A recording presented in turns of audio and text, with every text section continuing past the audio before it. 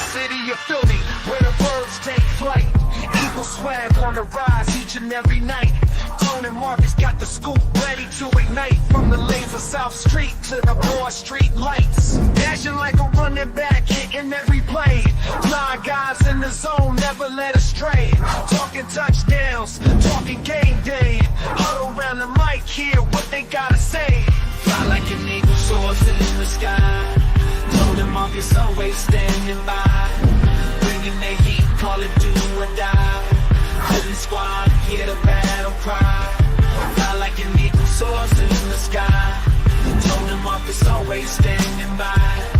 Bringing their heat, call it do or die. Philly squad, hear the battle cry.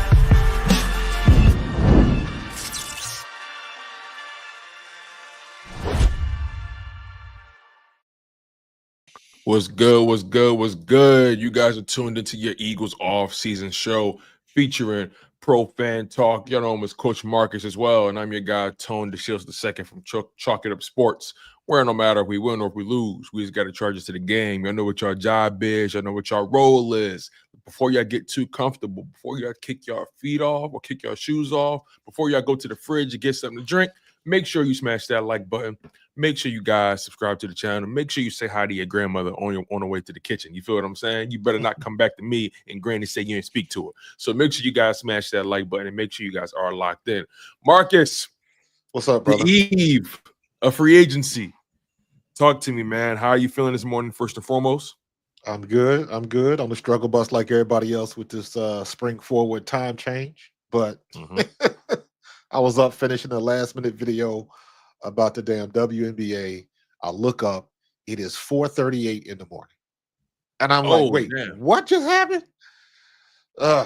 So I just it happens every time, man. It takes about 2 days to really where your body finally adjusts. But it's all good. It's all good. No complaints. No complaints, man. Ready to get this day started, ready for Howie to continue to do what he's doing, like we were talking earlier, man. At this point, if we get Myles Garrett, that's great. If we don't, great. Because I think, people got to remember that we just won the championship. We just won the Super Bowl without him. Now, I know we're going to lose a couple of pieces, but you're not going to tell me that, I guess, in my head, is losing Josh Sweat and Milt Williams worse than losing Brandon Graham and Fletcher Cox and Jason Kelce? You know what I mean? We were in the same boat last year. And Howie does what he does, manages the cap, finds good players, and not only did he patch holes, he just said, screw it, we're going to build a whole new room. So I say this all the time, and I say it exactly like this on purpose. I have supreme confidence in Howie Roseman. So whatever we're going to do is what we're going to do. The only thing that worries me, you know what? Nope, that don't even worry me. He going to do what he going to do. He not going to give up.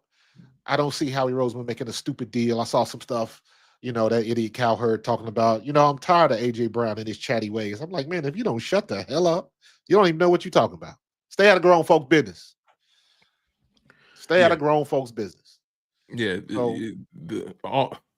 That's a whole nother thing. Last thing I want to do is continue to highlight this whole A.J. Brown trade nonsense. It's idiotic. It's idiotic. And quite frankly, the reality is the Philadelphia Eagles quite literally can't afford to trade him for a plethora of reasons. One of those main reasons being that if you happen to decide to trade A.J. Brown, oh man, you want to know what that looks like? That's looking like, I don't know, a $31.5 million dead cap hit. Yeah. And I don't think the Philadelphia Eagles want to incur that as of right now. So we're never going to really entertain that so much. But as far as the eve of free agency in and of itself, the Myles Garrett sweepstakes,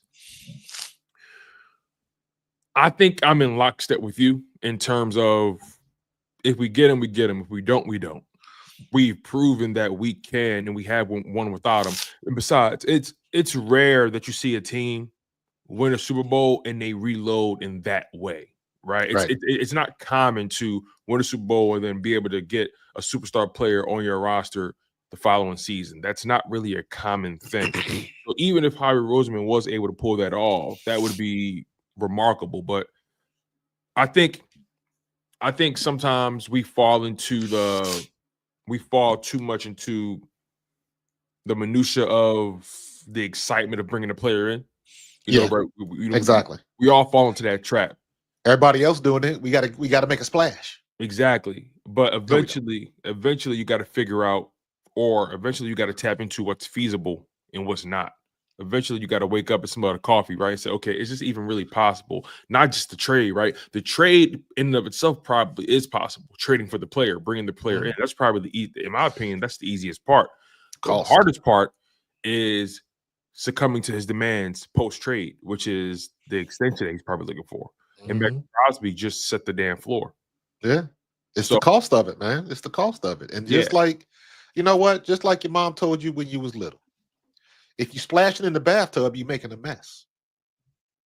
I never heard that before. That's some OG speak. That's some OG stuff. Think about it, man. If you at home and you splashing all over the place, you splashing in the pool, stop getting water on the deck. You know, stop it. If you have a big splash, it's going to make a mess. So you know what I'm saying? So you don't necessarily want that. And I think you're 100% correct. A lot of people just want the big flashy move. Everybody wants Jalen Carter all over again. Right. You know, how many people would redo that pick? So it doesn't work that way. You got to maneuver, you got to manipulate the chessboard as you see fit and what fits for us. And I think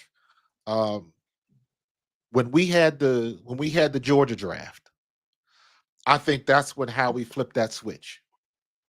Which one? The Jordan Davis one or the Jalen Carter one? Jordan Davis. Okay. So Jordan Davis was we got Jordan Davis, and then we had N'Kobe, and Jordan Davis, and Keely Ringo. Thank you. Yep. And everybody was like, "Oh, finally getting players from the SEC," and it just seemed like he flicked the switch because there were plenty of times before then where he could have gotten Georgia players or SEC players, but for whatever reason he chose not to. Right. So I think, you know, he learned his lessons, or however you want to look at it. But we in a good place because of it, and I don't see it changing this year. I think Bryce Huff is trade bait. I think, as much as I like him, Keely Ringo, Eli Ricks, Sidney Brown, I think they are all trade bait. And heck, even Jalen Hunt. But I think Jalen Hunt not so much because. Sorry about that. My mistake. Keely Ringo was a part of the Jalen Carter and Nolan Smith draft. That's my bad. Okay. But the first time, like you said, Jordan Davis, N'Kobe, those were the only two Georgia guys you brought in at that time. Jalen Carter, Nolan, and Keely were in 2023. Yeah. But you're still talking about 5 players from the same school in 2 years. Exactly. So, and all of them have paid dividends. So, Keely Ringo, the jury's still out on him. But from what I've seen, I like what I've seen. He's physical, and people forget how fast he is. Keely Ringo's 4.37 fast. To me, that's just as fast as Isaiah Rodgers. That's another conversation. it just looks different because Keely's bigger. Yeah. So it looks different, but those strides make up for. You know what I mean? I like big and fast at DB, at cornerback. That's what you need. Yeah. So either way we go at that, you know, we've got options. I like Sidney Brown, but if he's trade bait, he's trade bait. But I like him as a backup to C.J. Gardner-Johnson. You got another fast, physical, mouthy safety. So it fits our mold. And maybe he's not ready yet because you know how, and again, now we get into the trust Vic Fangio rules. If he was supposed to be playing, he'd be playing. So but don't you think though, you mentioned the guys like Keely Ringo, Sidney Brown, those guys potentially being trade bait. Don't you think that kind of as far as your salary cap and having guys under cost control, right, that you can develop, don't you think that kind of throws off that path a little bit? Yes. Because Yes, it because it's always important to draft more than you sign guys in free agency for one. You want to make sure you're developing guys, developing depth for whatever for whatever the case may be, right? Um, so you gotta toe that line a little bit. You got to toe that line. Do I want to get rid of my young cost control contracts just to bring in a guy who wants a big payday in? Or, I think a guy we didn't mention quite yet that I've been hearing rumors about as of late is Dallas Goedert.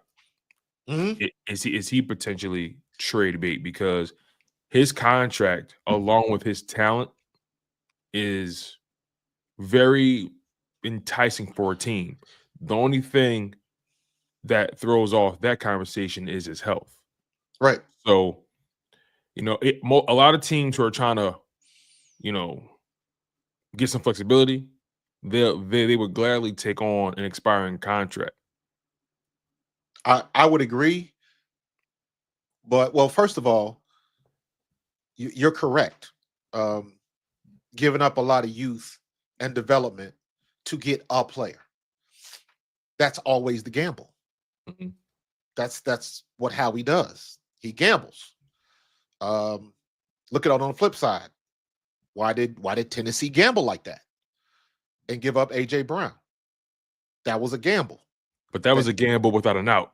Howie correct, normally gambles with an out. correct. But my point is this: it all depends on the player. And when you're talking about a player like Myles Garrett, Mhm. okay, because the risk reward is a little bit higher, and he's got a track record.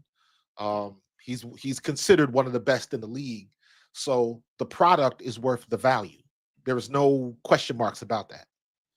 Dallas Goedert, on the other hand, the product is possibly worth the value if it's not damaged goods because of the last 3 years. So that that equality doesn't measure up. Right. You got damaged goods. I would agree with you 100% if he hadn't been injured the last 3 seasons in a row. So that Myles Garrett hasn't been injured. Has Hendrickson been injured from No, Cincinnati? I don't think so. I don't believe so. No. So same thing with Max Crosby. He didn't he had many problems. So if you're producing on the field and you're healthy, that's a whole different set of circumstances. Mm. Josh Sweat is about to get paid. Mick Williams is about to get paid. It wouldn't be that way if they had gotten injured because we'd be looking at Earl Thomas all over again. Good point. So Good point.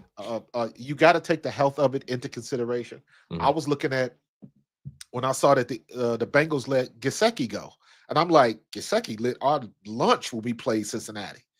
That's a good get, and then you realize he the same age as Dallas Goedert. Yeah, and I also heard they're trying to get him back too, or bring him back for whatever price tag they deem is worthy. Cincinnati, They're trying to um, cost cut. they that's you're from that area. That's par for the course for them. Trying to Yeah, cut corners, not wanting to spend money. We talk so much about Myles Garrett. Trey Hendrickson, that guy. The word is he's on the trade block, and they don't want to pay him. He's been ultra productive, and Max Crosby once again set the floor. For guys like him. Back-to-back seasons, Trey Hendrickson has 17 plus sacks, and I think just this past season, he was the leading the sack leader on the season. yeah.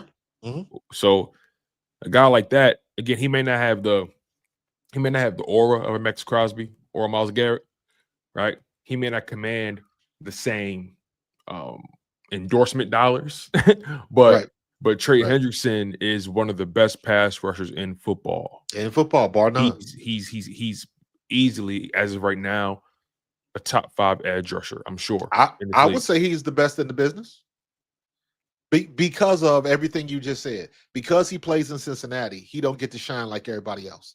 That's the only reason. Right. If he played So in Philly, if he played in LA, if he played in New York, or if he played in Vegas, it would be a whole different set of circumstances. And on top of that, physically, he doesn't look. Max Crosby, Myles Garrett, they're physically imposing. The muscles, the tattoos, like they look like Greek gods out there, right? Trey Henderson, Trey Henderson kind of looks like he wears the black sleeves, no gloves, no tape. Like he doesn't have any swag to him. Is what I'm trying to say, right? So I think that's another reason. Back on that because you had T.J. Watt. But T.J. Watt just looked again. T.J. looks it looks different. I'm saying that from the fact of T.J. Watt ain't got a sleeve, he ain't got necks, and he ain't got all of that. Right, T.J. Watt is pretty much plain Jane, and he played in Texas. No, you're right. And Myles Garrett doesn't have tattoos either. I don't think. But my point is, big ass guns. but that's what I'm saying. Like there's a aura around the Watts, right? There's an aura around Myles Garrett. Myles Garrett was what, number one? He was the number one overall pick. Yeah, something like that.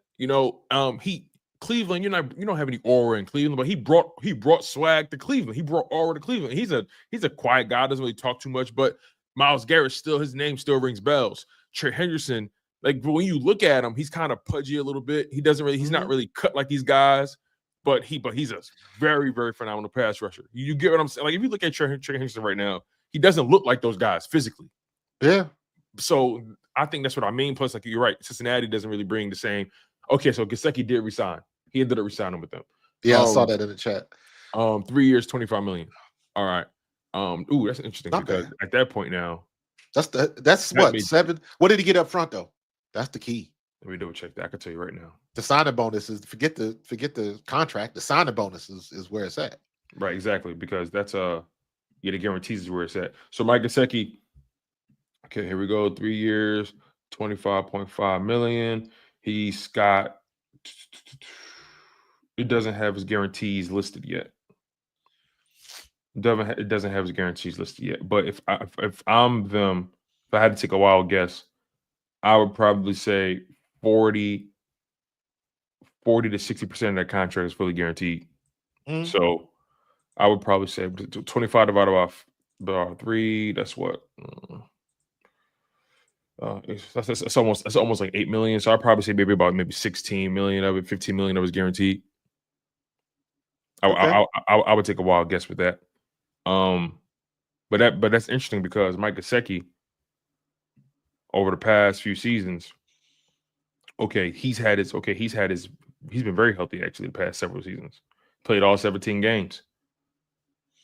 But Dallas Goedert, he's in his final year of his contract. What is he looking for?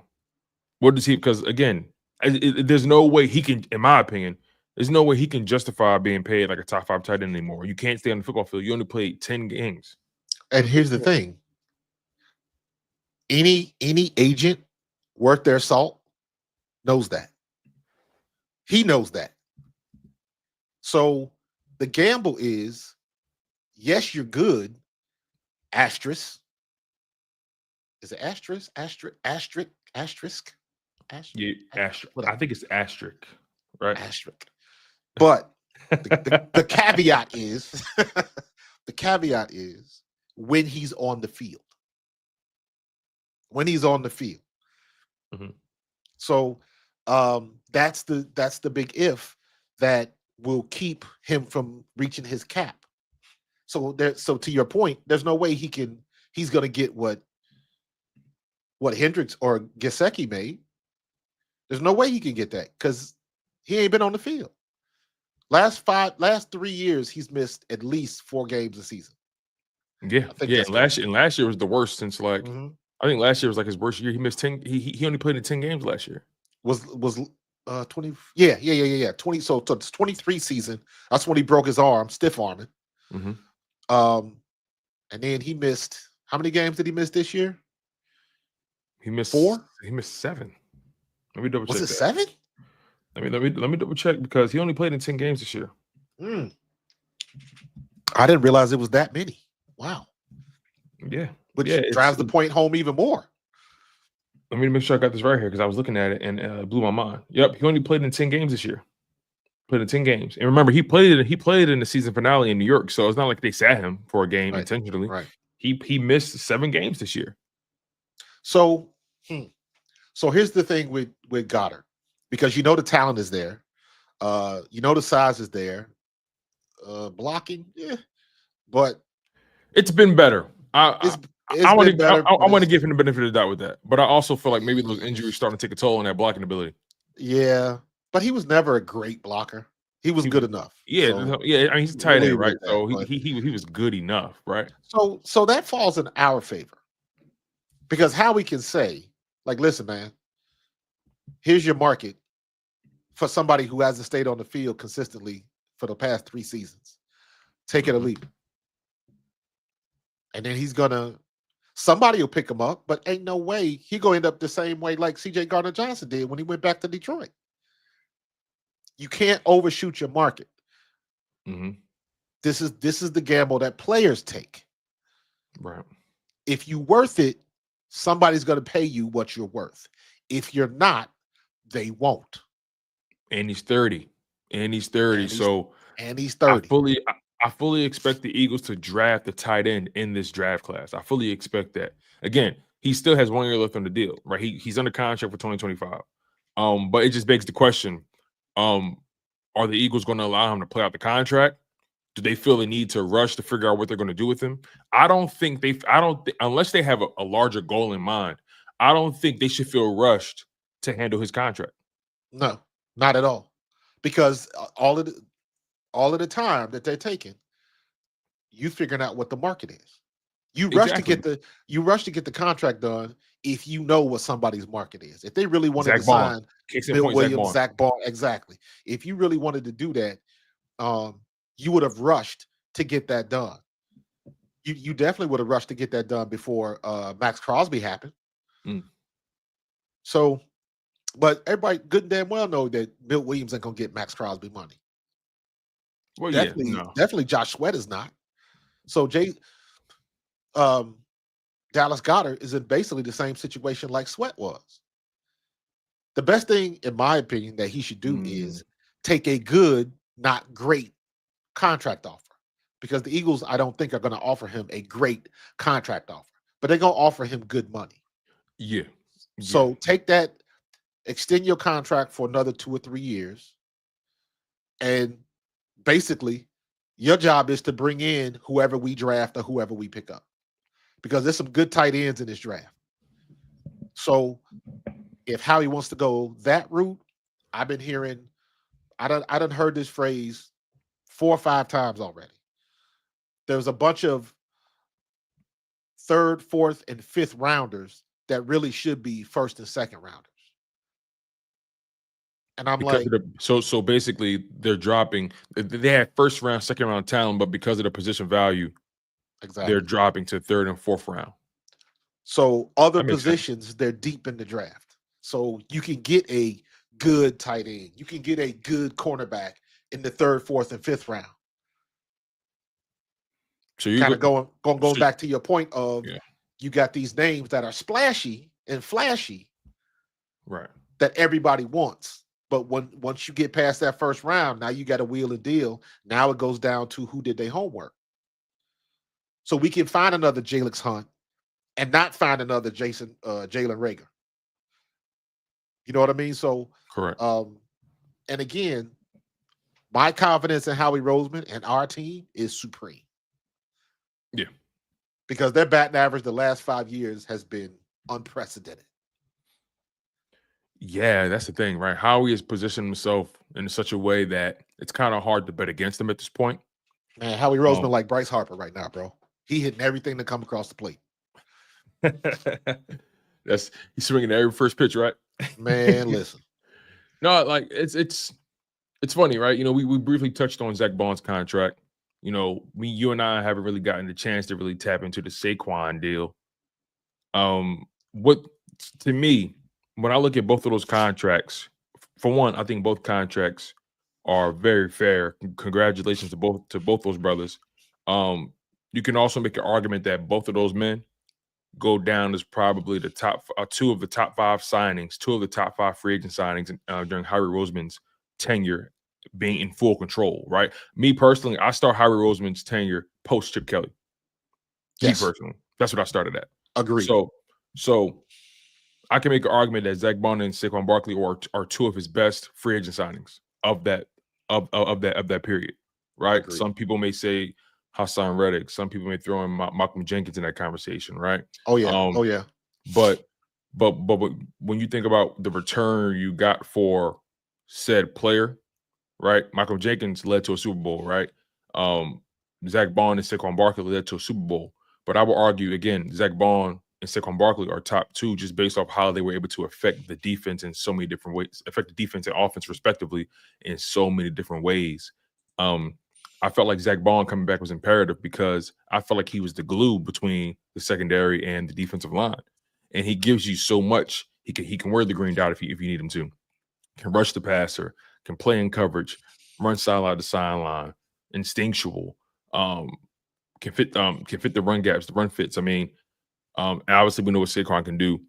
When those two contracts came across the wire, what were your instant reactions? We can start with the Zach Bond, and then you could transition to the Saquon Barkley contract, and what you overall think the effect will be going forward. Zach Bond, I was waiting for. Saquon Barkley surprised me because I didn't see that coming. And at the time, I was like, why? He was locked in. What was the point? But when you see what he did with the cap, that was all about the cap. Mm-hmm. So when you go from, what was it, 13-something million down to 6.8 million in the cap, that makes a difference. So I remember talking about that. It's like that's to me, that was a specific chess move that Howie did because he didn't have to do it. Mm-hmm. So wasn't nobody thinking that we was going to renegotiate Saquon. So and then it's like, wait a minute, what? We could have been doing something else somewhere else. What's the point? And then you start reading the details like, oh, okay, I see what we're doing here. I see, oh, so now we got Zach in the fold. Okay, I see what we're doing here. I see what's going on. You freeing up money because now the shit's gonna hit the fan tomorrow morning. And then we gonna see the next page of his playbook opened up to see what he really thinking. And then that final page is gonna reveal itself on draft day. So these things don't happen in a vacuum. There is a very specific reason why Howie is doing the things that he is doing. And again, his track record, bruh, I'm gonna leave you alone, man. Do what you do best. It's almost like, and this is all fans. This is not a dig at Philadelphia. This is all fans, especially now that everybody got a podcast. Right? It's like somebody asking you to cook. And I relate to me because I cook barbecue and somebody asking you to cook and then they want to look over your shoulder. Think you can put a little bit of extra salt in it? Why you put so much rub on the ribs? No, if you gonna let me do it, let me do it. I'll call you when it's done. So I think Howie gets that respect now. He does. He gets that respect Absolutely. now. But I'm saying it as generically in the macro, fandom, kind of going back to what we were saying about a splashy move. I see what you're saying. Fandom wants something. Fandom wants something tangible. Fandom wants something that we can say, look, Cowboys fan, look what we did and look what you didn't do. And because we going back and forth with folks and all of that type of stuff. You know what I mean? No, you're right. So, you're right. Because there is the old adage of, hey, which team won free agency? Yes. Right? Like, yes. Like that's a narrative that a lot of these national sports pundits use when they break this stuff down. Who won the draft? Who won free agency? Yeah. As if there's a real win-loss column, right? The Eagles aren't like 10-12, like 10-3 in the draft. Like there's no record next to your draft class. The only true sign of a successful draft, because you know how many teams that they've talked about who won the draft but didn't do shit with those guys? Didn't do nothing with them. You know, so again, the true test of your draft class is, okay, if you draft, let's say you draft 7 guys, right? If you can turn 4 of those guys into starters, 2 of those guys into quality rotational depth pieces, and you actually end up cutting one of those guys, that's a successful draft. Yeah. If you draft 10 guys and you hit on 4, and the rest of them just become depth rotational guys, that's a successful draft. That's successful.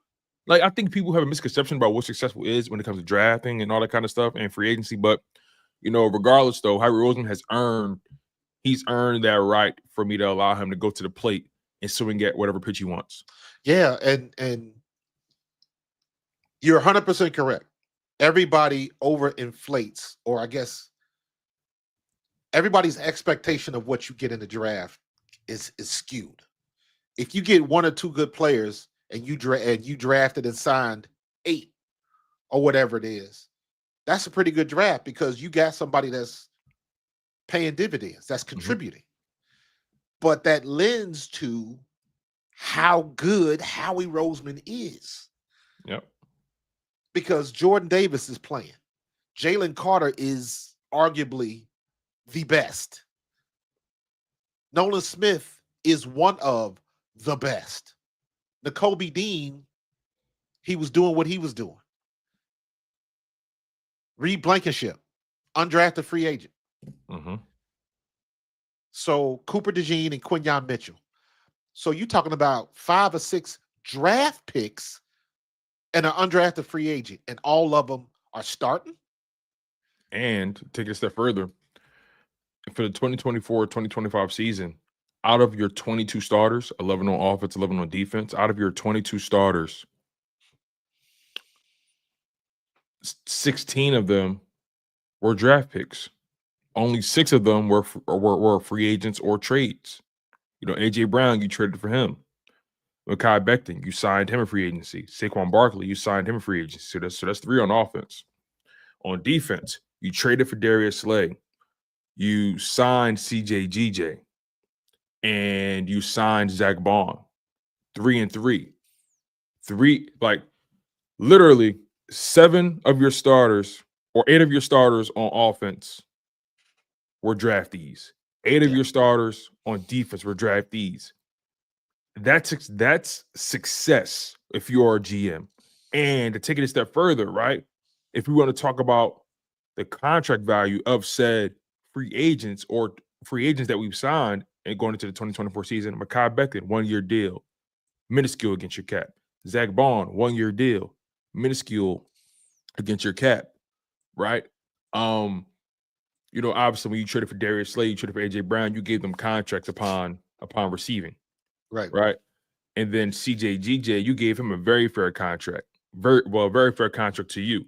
One can argue maybe he's outplayed said contract, but he signed a 3-year deal. He's cost controlled right now. So regardless, though, Howie Roseman has been doing a successful job at building his rosters via the draft over the past several seasons. The way he's pivoted from that 2017-2018 roster, there's literally only one guy on his roster that's under contract from that Super Bowl, and that's Lane Johnson. And for him, and I think it's easy to overlook the transitional period and how we got to this point, because sometimes we just take things for what they are, and some fans just expect things to be what they are. And that's not me trying to insult anybody, but a lot of you guys in this live stream, you guys are like true lifers when it comes to this football thing, right? You guys are football nerds. You guys are mad scientists when it comes to this football thing. A lot of fans, they're not watching the content like you guys are in the off season. A lot of these fans, they're only watching the games. They're probably going to watch the draft. They may keep up what's going on in the free agency here and there. They may watch a few preseason games, but you guys in this live stream right now, you guys are football lifers. You guys are maniacal when it comes to your football talk. So trust me, this conversation isn't really directed at you guys that's locked in right now. Fairweather fans, they're not really keyed in on some of these moves Howie Roseman has made over the course of the season, right? If anything, all they know is the bad moves, the Jalen Reagor moves and things like that, right? But for the most part, when you really think about what Howie Roseman's done, transitioning from that Super Bowl 52 roster, it's been phenomenal. It's been excellent, man. I think who was that? We had a super chat in there. Oh, did we? Let me see. Yeah. Right. Carlos. Okay. Carlos Rosado. He said Gesicki, no bonus, $4.5 million in incentives, $12.5 million first year. Okay. Them Wait, so he incentives, has no man. guarantee. Okay, so they guaranteed him 12.5 million, and he has 4.5 million in incentives. Okay. Yeah. So that's gonna mean Okay. like, he gonna get 2 million for tying his left shoe. He gonna get another 2 million for tying his right shoe, and then he'll get an extra 500,000 if he drinks the red Gatorade instead of the yellow. They sweeten the pot by giving you incentives that are very easy to reach. The only way you wouldn't reach them is if you get hurt. So Right. that's I gotta see. I don't know. Do the incentives count against the cap? I don't know. That's a good question. That's a good question. I never gave that any kind of thought. I always figured it did, because your salary counts against the cap, right? And if you don't play, you don't get that salary, or you don't get paid that week, right? Am I tripping? In the NFL, if you don't play Right. that week, you don't get paid that week, right? Yes, some contract incentives count against the NFL salary cap, depending on whether they are likely to be earned or not likely to be earned. So that is a literal term: LTBE and NLTBE. Oh, Incentives that okay. are based on incentives that are based on performance in the previous season count against the salary cap for the current season. If a player doesn't earn the incentive, the amount is credited to the following year's salary cap. Oh, so it's like the money's already tied up with them. If they hit it, they keep it. Yeah. If they don't hit it, they give it back, basically. Yeah, and then you can have incentives that are not based on performance in the previous season do not count against the salary cap. Yep. Yeah. So, I didn't even. How do you have an incentive that's not performance based? That's It could be confusing. like you said, right? Just showing up, tying your left shoe, tying your right shoe, being a good guy.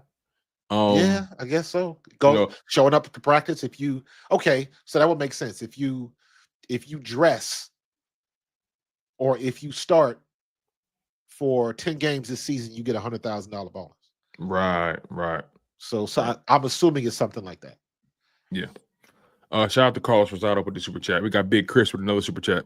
Thank you, Chris. He says, "What's up with all the AJ trade talk, man? I guess we might as well get into it, since we kind of what are we 37 minutes into the show? Yeah. So there was no AJ trade talk. All of this it's is based on some dumb shit that Colin Cowherd said. But even prior to, it was bubbling. If I'm being honest, prior to, people talked about it. New England they're coming up with trade packages. Rumor is New England tried to call Yes. Philly and all this kind of You're stuff. correct. So it didn't really start with Colin Cowherd. He just jumped on the hype train. He's looking for clicks right now. Yeah, he did. There's no circumstance you trade. There's no circumstance you trade AJ Brown, your most dominant wide receiver, arguably the best wide receiver you've ever had in an Eagles uniform, arguably.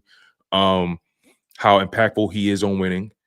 On top of that, the dead cap hit that this is how you know these guys aren't tuned in. They're just talking.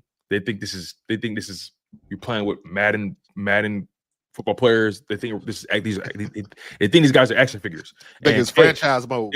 Hey, listen, I'll trade you my turkey sandwich for your fruit snacks. Like they think this is just simple, cut and dry. No, you trade AJ Brown, you're going to incur a dead cap hit of north of 35 million. Like 39 million. Like, why would you even put yourself in that position? It's not like he hasn't committed a crime.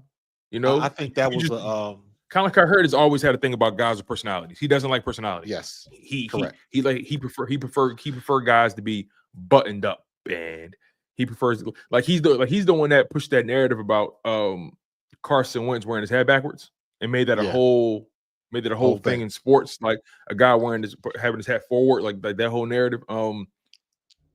So you can't really buy too much into that. He's just, again, I respect what he's built. I respect his career. He's somebody that's really earned his keep. Let's not get it twisted here, but he's quite frankly fishing. He's fishing. But if you think about it, Mike Vrabel started that.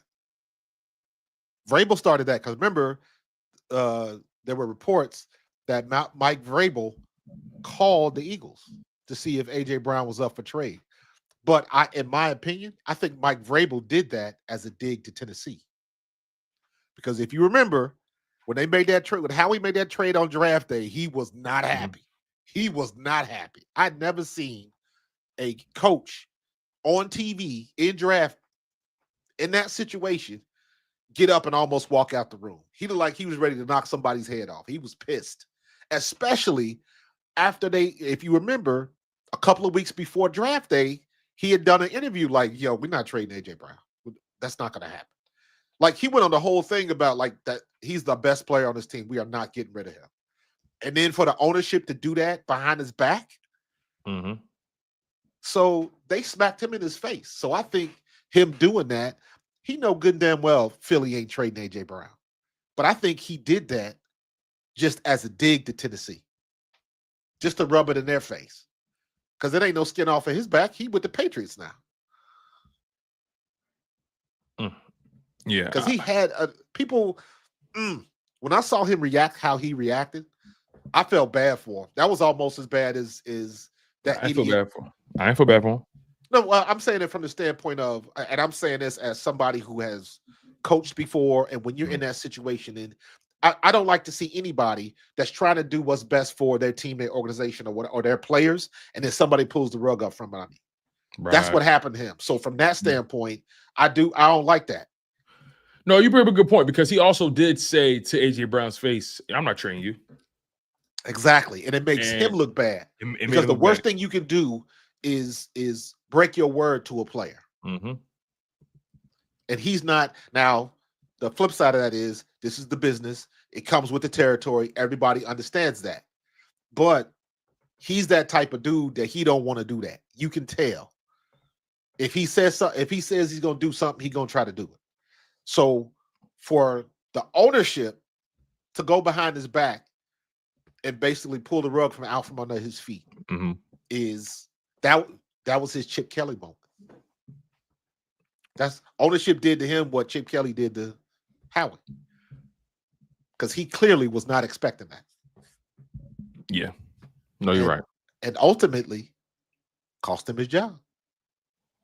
Yeah, AJ Brown is an unmovable. He's an immovable object. Yes, and, I mean that off the field and on the field. He's not getting traded, and for one, he's arguably the most dominant receiver in football. Right? Listen, if you choose Jamar Chase, hey, cool. I'm not mad at that. If you choose Justin Jefferson, I'm not mad at that. What's that thing you always say when it comes to guys that are really talented, the upper echelon guys? It's like, hey, who would you rather have, this guy, that guy? And you say, oh, good. Whatever you say. Yeah. Whatever it is you say. Yeah. Whoever your top guys are, yes. Yeah, that's what it is. Yes. Yeah, it's like, hey. Because at the end of the day, we're gonna see if it was worth it when they step on the field. Yeah, like, so it's not even a conversation to me. Justin Jefferson, Jamar Chase, AJ Brown, like he's in that category of a wide receiver in terms of just sheer dominance. AJ Brown is the number one receiver, I believe, in man coverage. Like you can't stick with him. You can't. You know what I mean? Your only hope is playing zone, and even then he's still gonna cook you. Think about this. AJ Brown set the record for what was it? 6 games, 125 yards plus in 6 straight games. Is that correct? That was last in 2023. Say that one more time. I lost you for a second. I believe he had 5 or 6 straight games with 125 yards receiving or more. Yeah, he broke the NFL record. That's never been done before. Right. That happened in 2023. Correct. Did we go to the Super Bowl? No, but Exactly. it's funny. It's funny you say that. His numbers were comparable in 2022 when we did go to a Super Bowl, though. But my point being, look at everybody around him and what it takes to win a Super Bowl. You do not win a Super Bowl with a player. Facts. So, yes, Jalen was great. Yes, Devontae was great. AJ was great. Jalen was great. Jalen Carter was great. Quinyon was great. Cooper was great. But collectively, we had to be great to go. What does Sirianni say? You can't be great without the greatness of others. That's exactly what it means. So for everybody that's spouting all of that crap, talking about, well, he had an all-pro team around him. That's the point. That's the point that people miss. That's the point why everybody wants to get their stereotypical quarterback. And they still, even when they get them dudes, they can't win nothing. David Carr. Oh So shit. what up? Myles Garrett. You got breaking news? Yeah. Got breaking news. He just resigned. Can you see that? Yeah, I got it. Okay. He just resigned. Let me zoom in on this. Oh, they threw him the money. $40 million? From trade to truce and beyond, the Browns and Myles Garrett reached agreement today on a record contract extension that averages $40 million per week.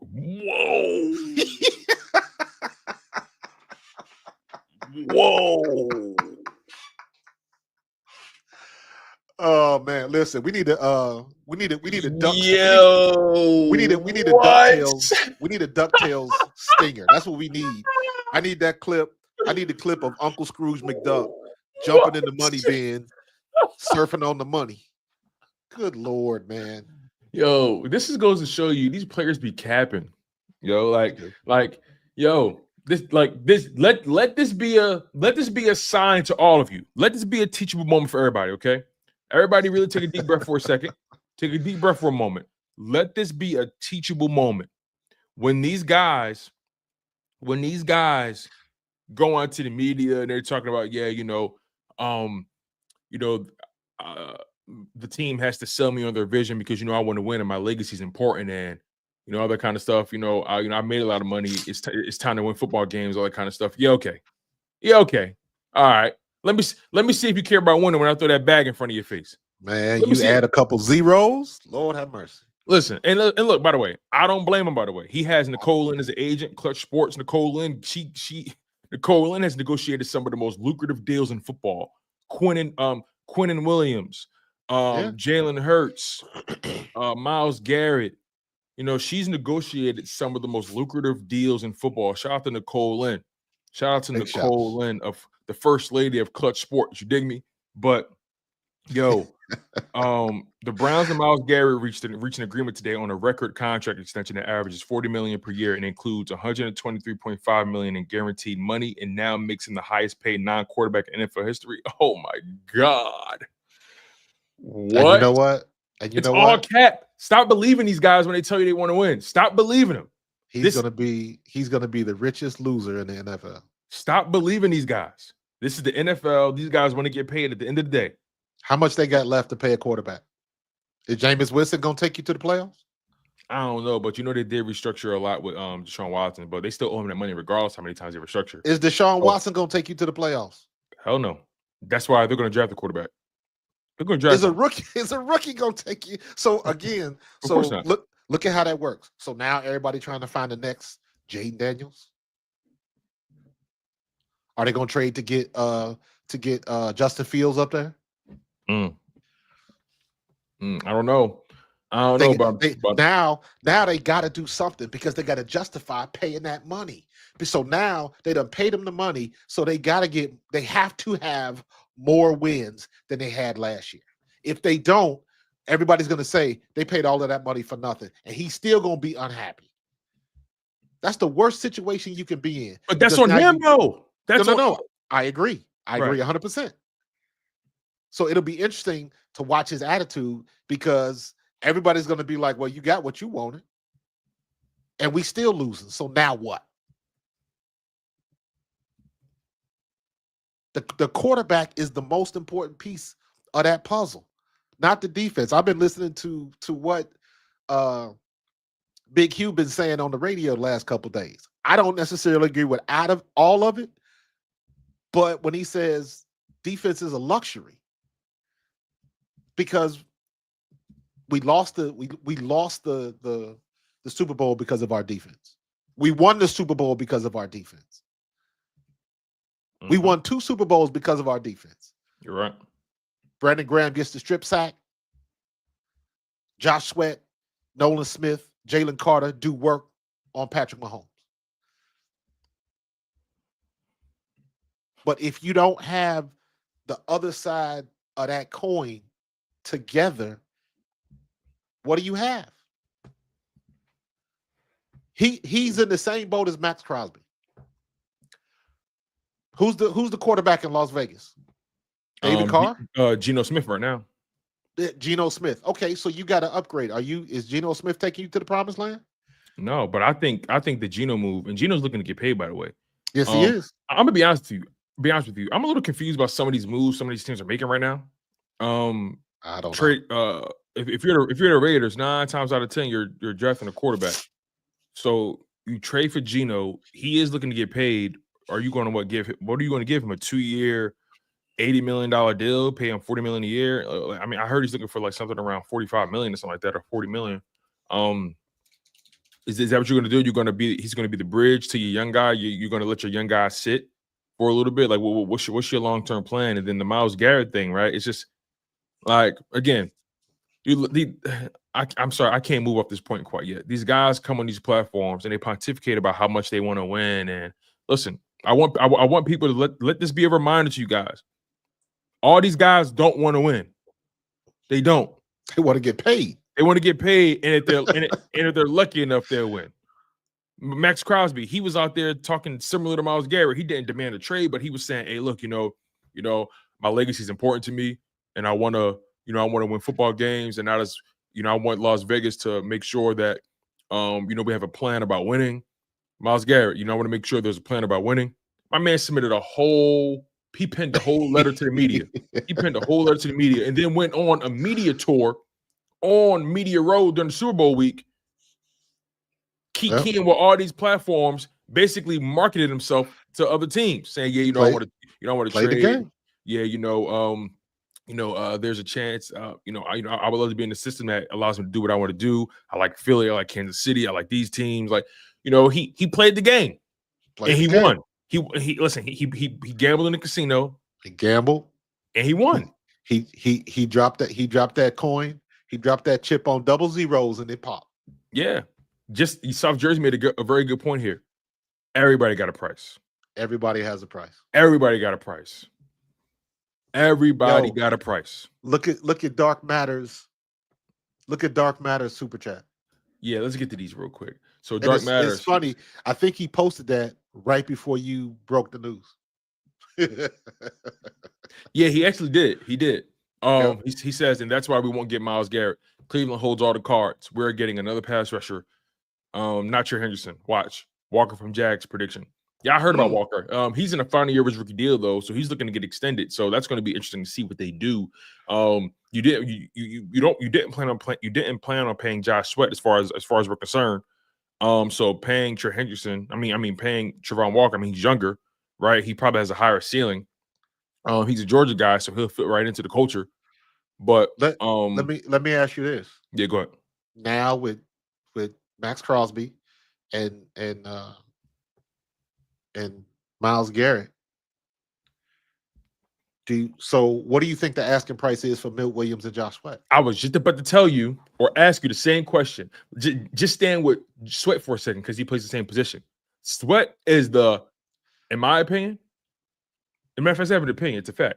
Sweat is the sexiest edge rusher product on the free agent market right now. You want to know why? Because all those other names surrounding him, they're either too old, injury prone, or Josh Sweat is only 27. Josh Sweat is in that sweet spot. He has the perfect combination of good bill of health, age, talent, the ability to not only rush the passer, but also defend the run. He's proven that he's clutch. He's played in big games. Everything. He checks a lot of boxes. The size, the height, the length. He checks a lot of boxes for these teams. You can make an argument. Josh Sweat outside of Milton Williams. Josh Sweat is probably the most valuable defensive player on the free agent market right now. You can make an argument for that. There's no edge rusher. There's no edge rusher out there right now who checks as many boxes as Sweat does. There's not a single one. Khalil Mack, he's old. He's old.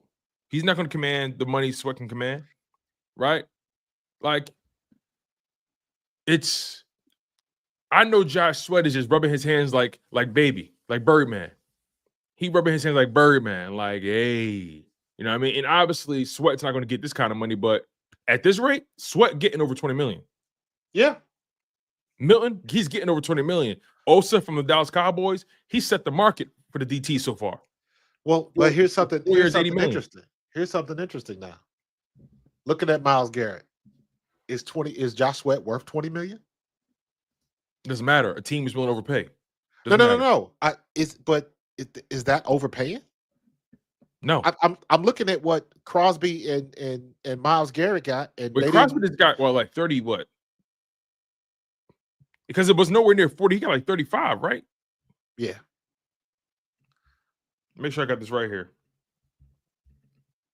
I guess my point is, I don't expect Josh Sweat to get anywhere close to what Myles Garrett just got or Max Crosby, but he's most likely going to get a big bump in pay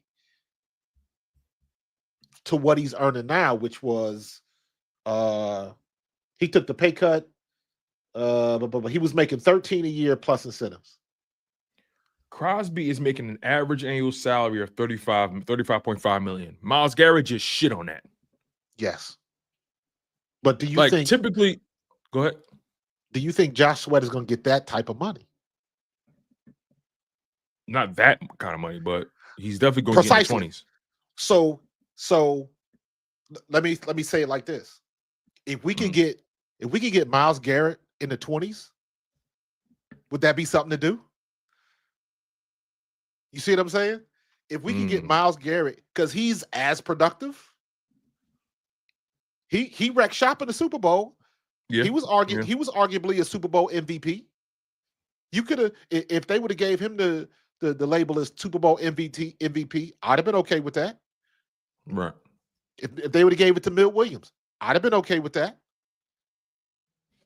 So I guess my point is, if he wanted $25 million a year, and the Eagles had that type of money, if Max Crosby or Myles Garrett could have been had at $25 million a year, we'd have been stupid not to try to make that deal, right? If we had the money, yeah. Exactly. So if that's a reason, is that a reasonable offer for Josh Sweat? Because technically it's a bargain when you think about what he brings. Exactly. You drafted him, you developed him. So now you're looking at Howie. If Myles Garrett, if that would have been a bargain for Myles Garrett, would you have done it? No, you're onto something, because remember when Carson Wentz got paid, right? That contract was unprecedented. But and that salary was what, in the 30s? Mm-hmm. Now quarterbacks are getting in the 50s and the 60s. A Carson Wentz contract is a bargain today. Yes. So that lends to your point about Sweat. Sweat obviously is not getting 30 or 40 million, but in the 20s, the low 20s, that's relatively a bargain for the position. Correct. And when you correlate it with the production. Exactly. Now that all I'm saying is simply this: whatever your price you think that Josh Sweat is going to ask for, whatever that number is, before we found out about Max Crosby, before we found out about Myles Garrett, whatever you thought that number was, whether it was 20, 22, 25, whatever that number was, if you take Josh Sweat's name off that contract and put Myles Garrett, put Max Crosby, you would have said, man, we got to deal with that one. Now you're talking about somebody, back to your point, just as productive, younger, and a cheaper price point. So why wouldn't we re-sign Josh Sweat? Or even make the play for Jerron Walker. Exactly. You getting the production minus 4 years. Because you've proven you can win without having a superstar edge rusher. Right. Well, we got a superstar edge rusher. We got two of them. Well, I don't throw superstar around loosely, but I get what you mean, though. You got guys that you know can do the job that are productive. I get what you're saying. But you made the point early in this conversation when you was talking about Trey Hendricks. I don't give a damn that you don't call him a superstar. I give a damn about them 17 and a half sacks. No, you got me. You're cooking right now. You're cooking. See what I'm saying? You're cooking right now. I get what you're saying now. You're cooking. So if just like I said back in 2022, if Trevor Lawrence would have had Jalen Hurts' stats, Trevor Lawrence would have went to the Super Bowl. If let's say Josh Sweat wants $28 million a year. Mhm. If we could have got Myles Garrett and or Max Crosby for $28 million a year, that'd have been a no-brainer. So now that we got a player that produces, been to a Super Bowl twice. They ain't been to Super Bowls. Mhm. Max Crosby ain't been to one. Bosa has been to one. But Myles Garrett ain't. I think Bosa's been to like 2, actually. But still came up short. Yeah, of course, yeah. So why wouldn't we try to sign Josh Sweat or try to sign Milt Williams? Because they're worth it. So the price would not be that high. Huh. Milt Williams, maybe, not Josh Sweat. Wow, man, this is It's an interesting thing. So again, if Josh Sweat's agent is worth their salt, he licking his fingers like, look what they just got. We gonna get you paid. But what you got to look at is how many teams out there will be willing to pay that price. Bingo. No, you're right. You're right. All I know is Myles Garrett just got the bag, and guys like Sweat, he's like I said, he's rubbing his hands together like Birdman. He looks at this as like, and Millen, right? Let's just transition over to Millen. The guy, the DT in Dallas, Osa, Uncle Zooey, whatever his name is, 4 years, $80 million. 4 years, $80 million. Average salary of $20 million. If you only focus on the guarantee money, then he has an average salary of $19.3 million. It's still in that ballpark. So Milton Williams is going to get that and some, if you ask me. And some, absolutely. And what Myles Garrett got, I don't even feel comfortable calling that a bag. We got to find another word. The truck. That's a truck. That's an 18-wheeler. That's an 18-wheeler, bro. That's an 18-wheeler. You know what I mean? That's the kind of money that's coming to plastic. That's a C-130. That's what that is. That's a military grade C-130 dropping trucks and Humvees out the back of it. It's that big. So Josh Sweat is in an interesting situation. Who would pay that type of money for him? Who would pay that type of money for Milt Williams? Because don't forget, you also got to look at the track record and look at the history. After Javon Hargrave got all of that money, what did he do? No, you're right, man. It's going to be interesting. Master Avenger, peace and love, beloved. Thank you for the super chat. He says, I'll take Trayvon over Myles before I kill our cat, but damn, I want Myles, bro. Look for this. look for this to play out post draft when no one expects it. Well, Master Avenger, it's playing out. It's happening. Yeah, it's happening, man. It's playing out right now. I don't disagree either. I don't disagree. Zach Try Integrity Inc. He says, go get Vaughn, perfect ring chaser. No, I don't want Von Miller. I'm cool. Von Miller? I'm cool with him. I'm very much cool. Yeah. Master Avenger back again. He says, I stand corrected. One less for the Commanders. That's one way of looking at it. I like that, Master. That's one way to look at it. Alex says, thank you for super chat. He says, I'm glad Myles is out the picture. I wasn't a fan of acquiring a big name edge rusher. Plus, we have a big contract coming up next offseason in Carter, who might be getting top 5 DT money. Bingo. Absolutely. That's another conversation we haven't really tapped into, but I've talked about it here and there. A Jalen Carter contract, that's definitely going to be top 5 DT money. And I know Howie Roseman is making sure he clears the runway for that. He's not going to let anything get in the way of that contract. And actually knowing Howie, he's going to pay that contract early. He gonna make sure he get that contract out the way early. He ain't gonna let that man sniff week 1 without that contract hitting. You know what I'm saying? So, but you know the Eagles are also they're good for giving you a contract mid-season too. They did that with Sweat before and Goddard and Vontae Maddox. They did that before. We got possibly 2 more years left because now you talking about Jalen Carter. Now you talking about Nolan Smith. Well, Nolan and Carter entering year 3 of their rookie deals. Those guys are technically when a new league year starts, those guys are technically going to be eligible for extensions. Yeah, and Nolan to me, Nolan has fallen into the category like Dallas Goedert. Explain. He hurt. Oh yeah, he did tear the tricep. You're right. Tore Well, the actually, tricep. he did tear the tricep. But here's the thing: he has age on his side, Yes, he does. and what he did this season, plus during the playoff run, Man. he's not. The injury helps the Eagles financially, but Yes. they also know the talent is definitely there. Talent is definitely there. So they're going to get him at a bargain.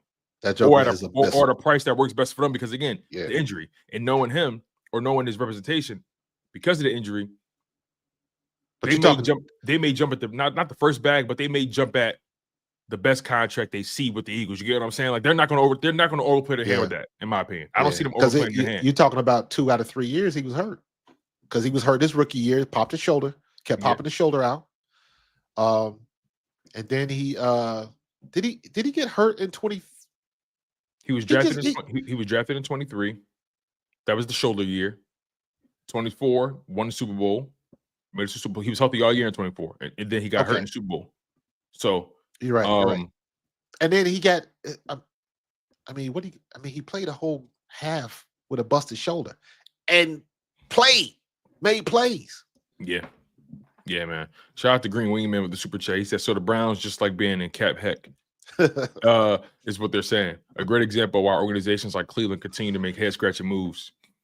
Listen. Honestly, Cleveland. You know what that move is? You know what that move is, though? Honestly, before you go, that's I need to keep selling tickets move. Yes, absolutely. I need to keep selling tickets because, like I was going to say, man, I had a Brian Sipe poster on my wall when I was a kid, bro. So, yeah. Cleveland is in a worse situation than Cincinnati, because at least Cincinnati done been to a couple of Super Bowls. Well, the Browns, the Ernest Biner drop, but or that wasn't even the Super Bowl. That was to go to the Super Bowl. But it ain't been the same since. No, Greeny's right. He's right. Look, if Cleveland, you had this player for X amount of years. You couldn't win with him. You dropped. You fumbled the Baker Mayfield situation. Overplayed your hand with that.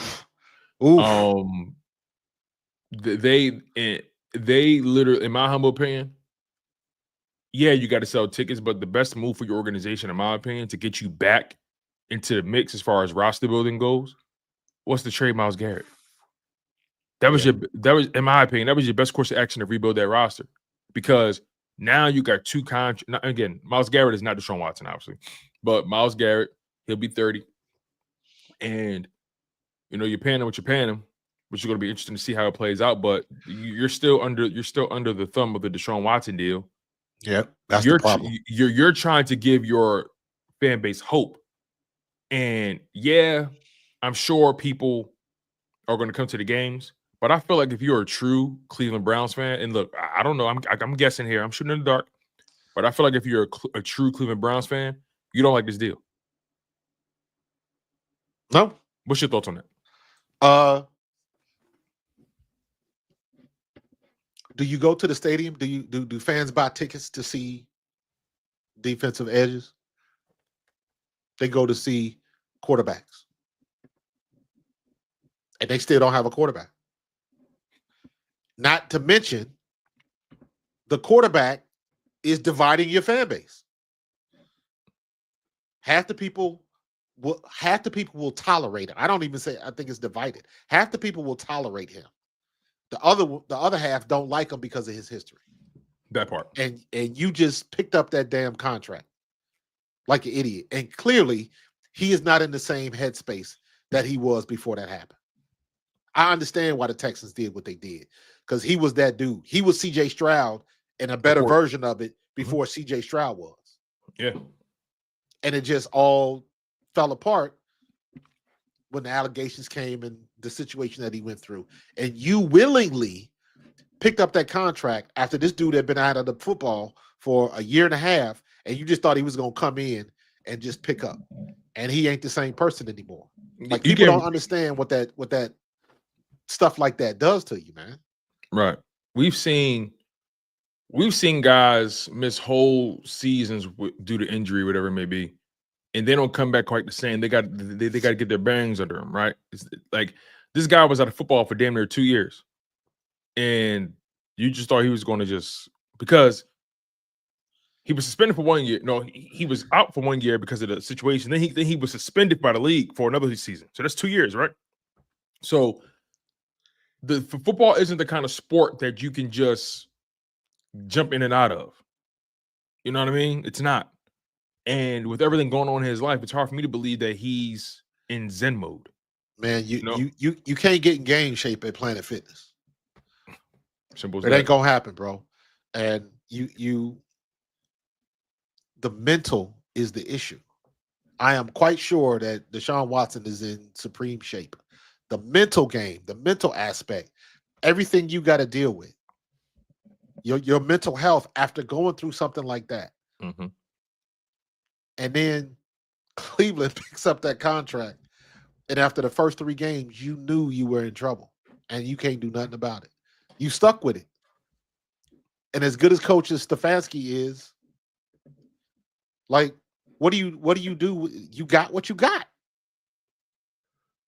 So to your point about Myles Garrett talking all that yak about, I got to get out of here, I want to win, blah, blah, blah, blah, blah. It's Okay. cap. It's possible because nobody thought we were going to win with Jalen Hurts and everything that happened to us in 23. So it is possible. Is it likely? You got an all-pro running back? They don't have the You got an infrastructure. all-pro wide receiver? Do you have an all-pro quarterback? And then Nick Chubb, I mean, wasn't Nick Chubb all pro at one point? Yeah, he was pro Before he got hurt. Yeah. But he's again, the injury he's coming off of, like, he didn't have that same giddy up as we're used to seeing. I mean, he's gonna be another full year away from the injury, so we'll see what it looks like this year, right?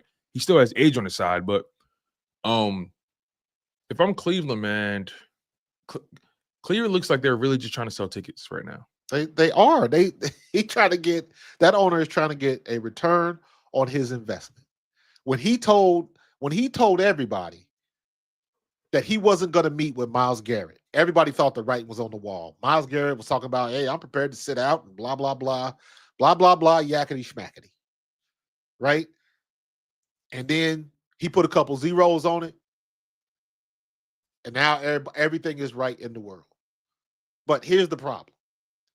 In 2025 NFL season, if I'm preparing for the Cleveland Browns, who are you preparing for? Jameis Winston or Deshaun Watson?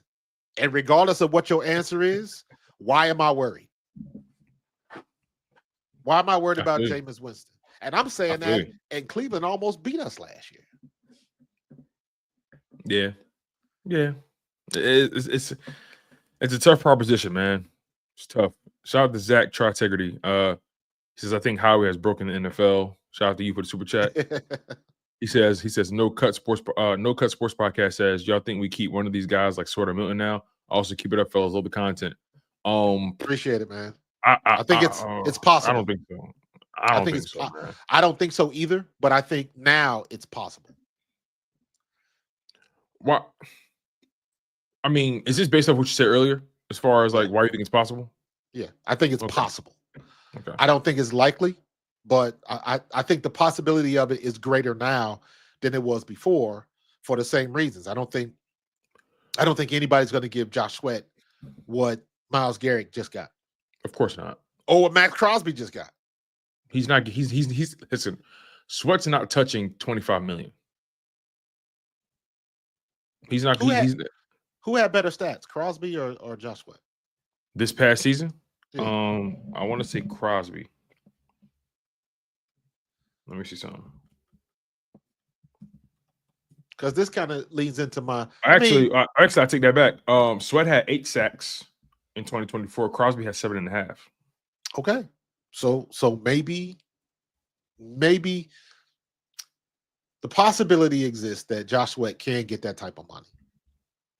$35 million a year? I don't know. Would you would have said that about? But he's also 27. So 27.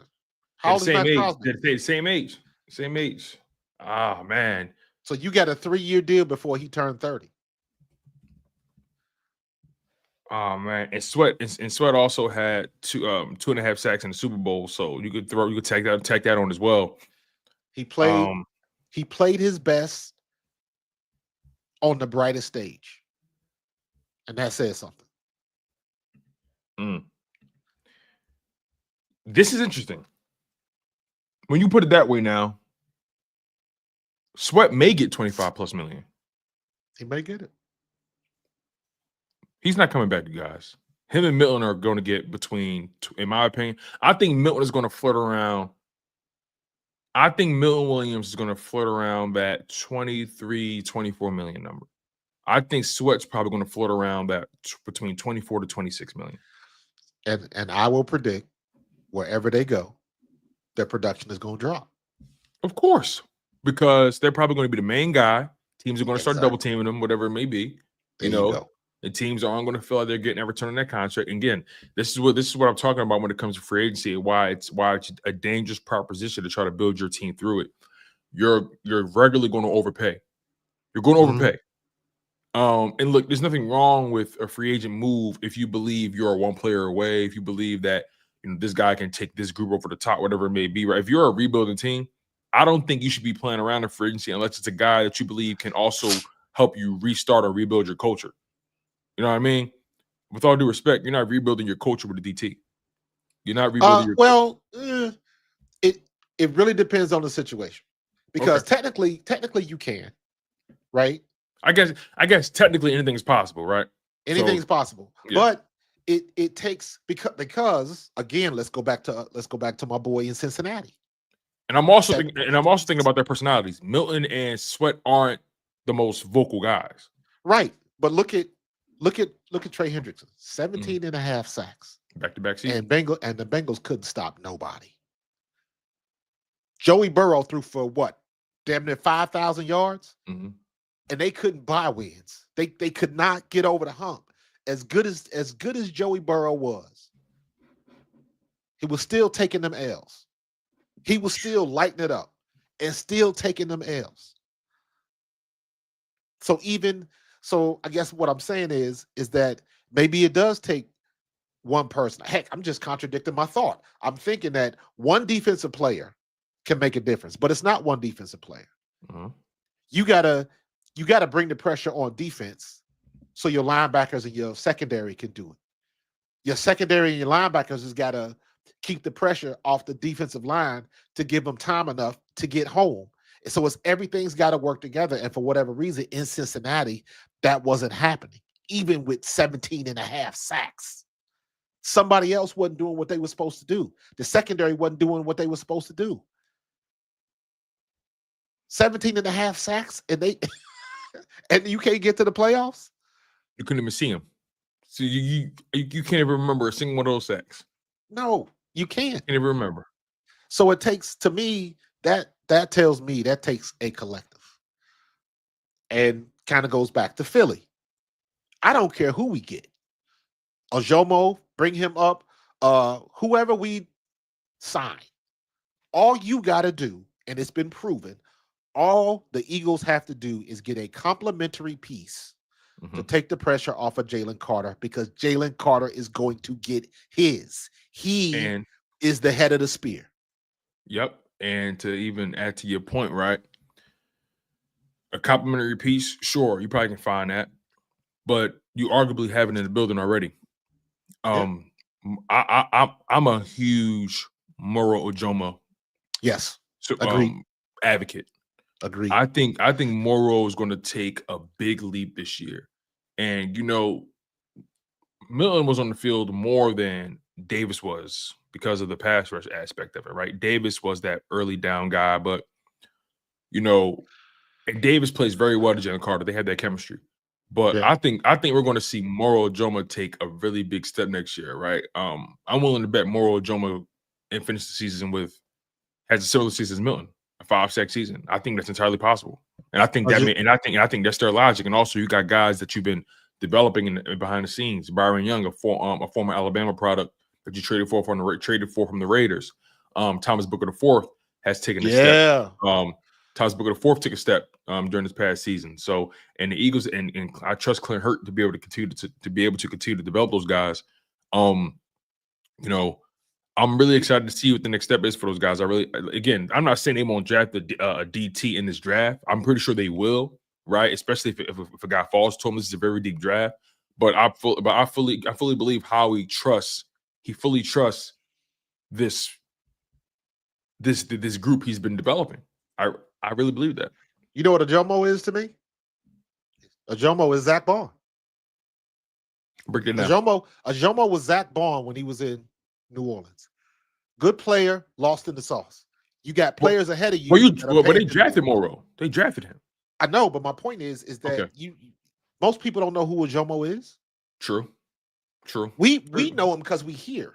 No, you're right. From the outside looking in, and I look at it like, watch his tape. He doesn't get the opportunities because of Milt Williams, because of Jalen Carter, because of Josh Sweat, right? He's lost in the sauce. You got guys ahead of you with big contracts that are paying dividends. Doesn't mean he's not a good player. Zach Bond was the same way. We talked about that. When we signed Zach Bond, remember we talked about every time he gets his chance on the field, he makes plays. He doesn't get a lot of them, but when he's on the field, he makes the most of those opportunities. And that's exactly what I see with Ojomo. Do me a favor. Does NFL Next Gen Stats show you pass rush win rate or pressure rate? Look up Moro Ojomo and Milton Williams pressure rate from the 2024 season if you can. So you're going to have to go to, what is it? Is it Game Center? Because they get all offensive stats. No. Go to it's, give me 1 second. Go to NFL.com and then float your cursor above stats and then go to NFL Pro. Oh, NFL Pro. Go to NFL Pro. Gotcha. Okay. I was on Next Gen Stats. Yeah. Go to NFL Pro. My bad. NFL Pro. Yep. Defense. Team defense. Yeah. You can go to the Eagles. So go to the team tab. Float your cursor over the team tab. Go to the Eagles. And then scroll down to the defense. Hold on. No problem.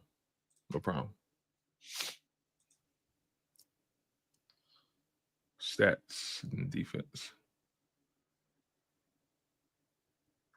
My bad. You gotta click the stats button first. Oh. And then scroll down to defensive leaders.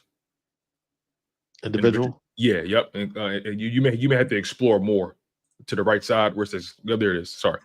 So are you seeing anything that says sack rate or pressure rate anywhere?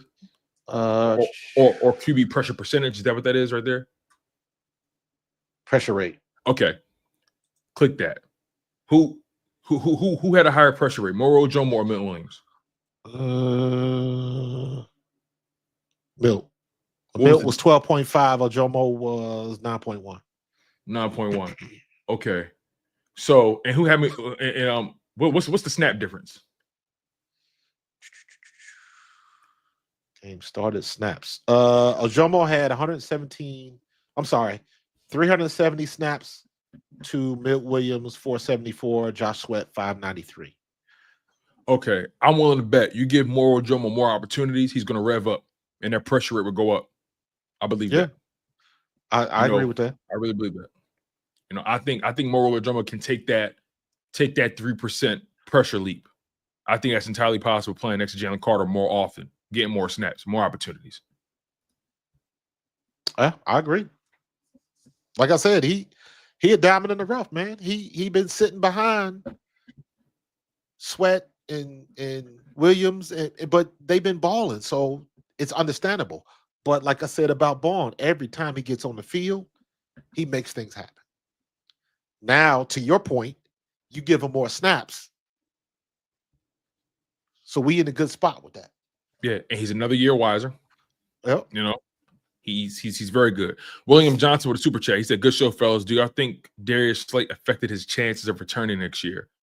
It's funny. It's funny you say that. Because he was at the Fanatics event with the team, signing stuff and whatnot. Shaking hands, kissing babies and whatnot. Obviously him and CJ had their differences in regards to Slade's comments, and Slade made his little comment about the elite quarterback group, whatever it may be. Listen, I've come to the conclusion that a lot of this stuff that we see is all smoke and mirrors, man. It's all smoke and mirrors. It's all it's all cotton candy. It's all bubblegum drama. It's not something to really get too invested in. I learned that over the past few days. No need to get too invested in a lot of these guys' personal drama with each other.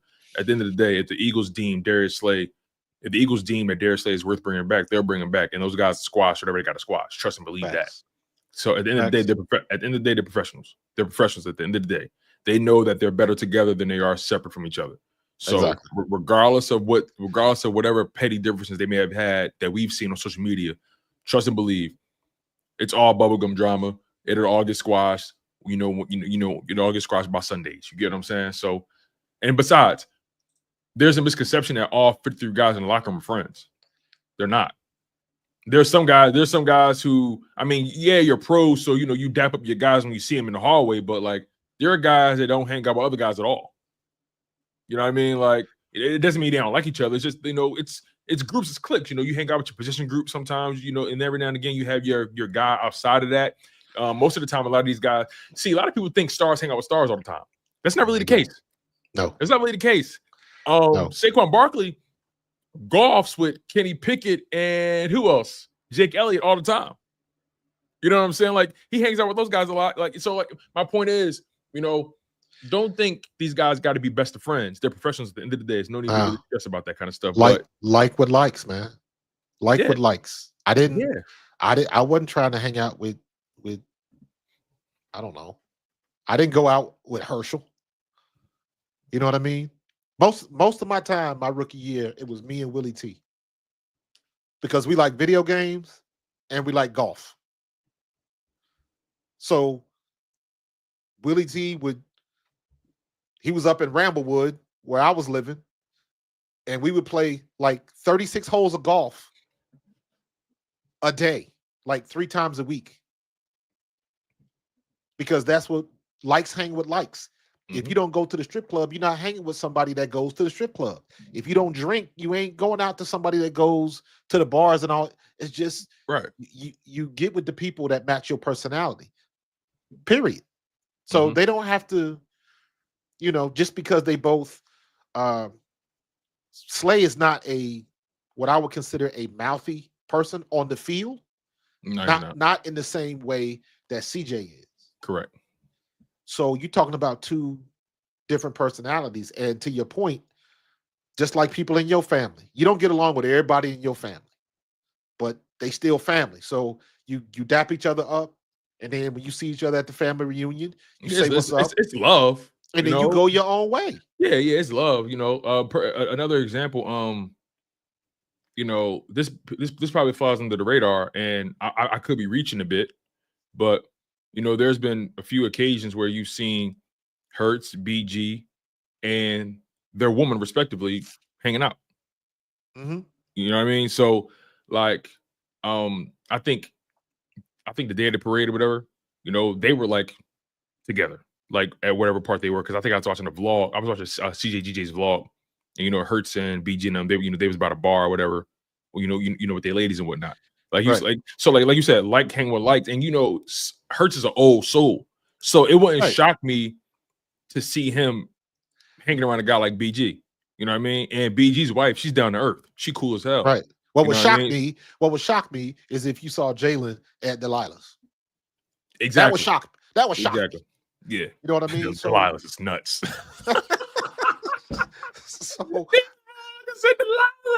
So you go to Delilah's, but all of my ice. Go to Delilah's, but all of my ice. Man, so like hangs with like. People make too much of that. They grown men. I didn't think it was that bad what Slay said, but I didn't think it was a good look either. So I don't know what their history is, and not too long ago, I put out a video talking about when CJ Gardner-Johnson, in my opinion, when did he become a leader?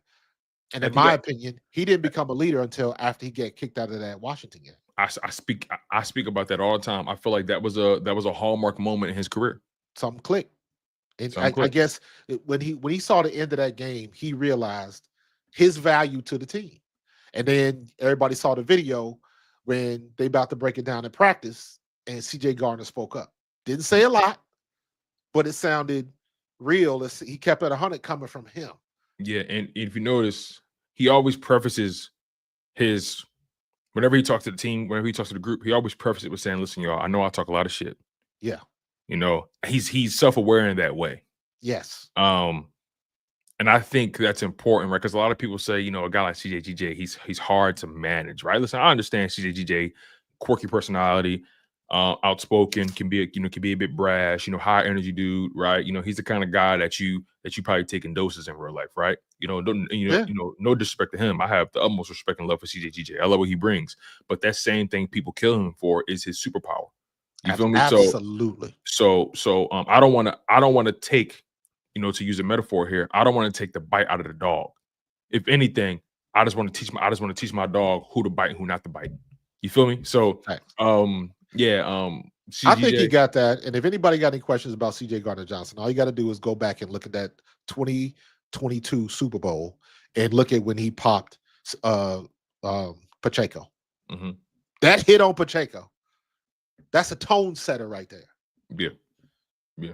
And that's the type of player we got. And I just think that situation in Washington, something clicked.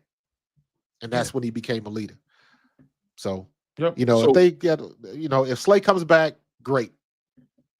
Yeah. So yeah, to your point, William Johnson, you know, if he does come back, cool. If he doesn't, hey, we got to find out if Keely Ringo could play anyway. We got to find out. So Green Wingman with the super chat, he said, thank God Myles Garrett is off the table. We can focus our attention on the draft that has plenty of depth pieces. Yeah, the draft is very deep, defensive line, deep in the tight end room. It is going to be interesting to see how the Philadelphia Eagles approach that, especially with the 32nd overall pick. Stay focused with the super chat. Says, glad the Garrett talks are dead, but for sure means they're drafting Shador. We'll see, man. It could be a Cam Ward thing. You never know. You never know, man. Does Shador want to go to Cleveland? I wouldn't. Zach, he says they definitely drafting Sanders to sell tickets. Hey, we'll see, man. That'd definitely be a ticket seller. But we've seen the Browns mishandle a quarterback with a personality before. We've seen that before. Baker Mayfield had a personality. They mishandled that, you know. So, and with all due respect, Baker's a white man with a personality. So we'll see how they handle a brother with a personality, because we already see with these. Well, you know, with the reports coming out regarding Shador, his arrogance and all this kind of stuff, you know, that's nonsense. And it is nonsense, by the way. It is nonsense. It is nonsense. Just to make it very clear. That's the same thing they did with Jalen Carter. Exactly. Ding Bird Gang, my guy, been a member for a month. Shout out to Ding Bird Gang. He said Ertz. He said Ertz better not retire. Better not retire. He's not going to retire as a Commander. He's a free agent right now, by the way. But he's going to retire as a Philadelphia Eagle. Yeah, his career is in Philadelphia. But Washington would be stupid to let him go. But they'll likely try to bring him back on another 1-year deal. And you know he wants to stay on the East Coast too, by the way. So Washington would be stupid to not re-sign him. Yeah, because he became a security blanket for Jaden Daniels. Absolutely. He had an interview on the Green Light podcast with Chris Long. It's really, really good. You should give it a watch when you get a chance. Really good interview. I watched a little bit of it. I haven't watched the whole thing. Okay, bet. Alex with the super chat, thank you. He says Crosby played 12 games versus Sweat. Oh, I didn't know Crosby played 12 games. My bad. I forgot about that. Good point. Thanks, Alex. I appreciate that. I completely overlooked the games he played because Crosby did get hurt last year. That's my bad, Alex. I appreciate you correcting me. Max Crosby played 12 games versus Sweat playing 16. Also, Crosby signed an extension. I doubt he's getting that in open market. Good point. Regardless, though, I think Sweat is definitely getting between 24 to 26 million from somebody. Again, free agency, someone's going to overpay. I'm not saying he's getting Crosby money at all, but you know, someone will overpay. Shout out to you, Alex. Relative Time works with the $5 super chat. He says, truth be told, Sweat has been very inconsistent throughout his career. High points are impressive, but he vanishes far too often. That's a good point too. That's a good point. That's a good point too. But here's the thing, though, right? Last year I gave him a break because, let me add a caveat to Josh Sweat's career, because I feel like there's a misconception about his career, his production, things of that nature. For one, when Josh Sweat was drafted in Philadelphia, keep in mind he was coming off of he was a first round talent that was coming off of damn near life-threatening or career-threatening injury that he suffered in his senior year of high school, right? His leg, he broke his leg so bad they thought it would have to get amputated, right? Amputated. It was really, really bad. And I didn't know that. yeah, he had a serious injury. I think that happened his senior year of high school, something like that. It was really, really bad. He was like a 5-star product, a 5-star Wow.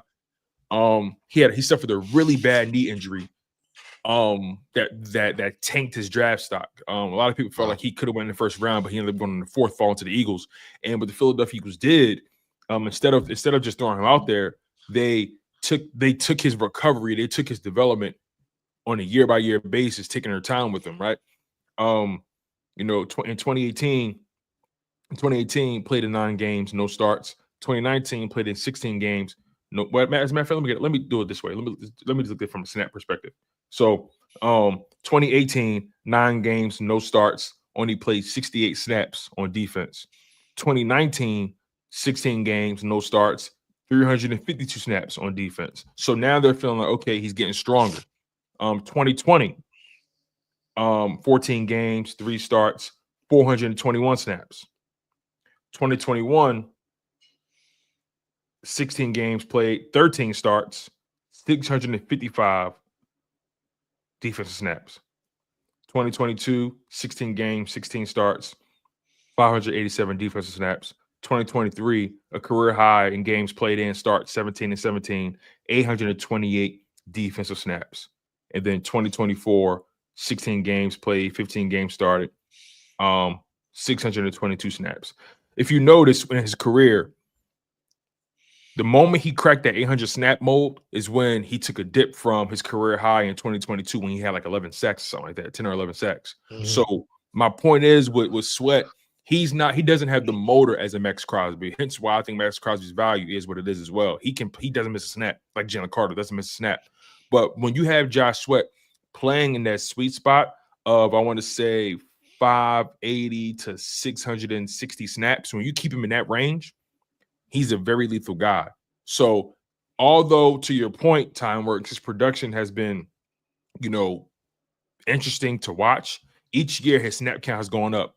Year 1, he didn't get a single snap in 2018. Year 2, 2019, 4 sacks. 2020, 6 sacks. 2021, 7.5 sacks. 2022, his breakout season, 11 sacks. Then in 2023, had that dip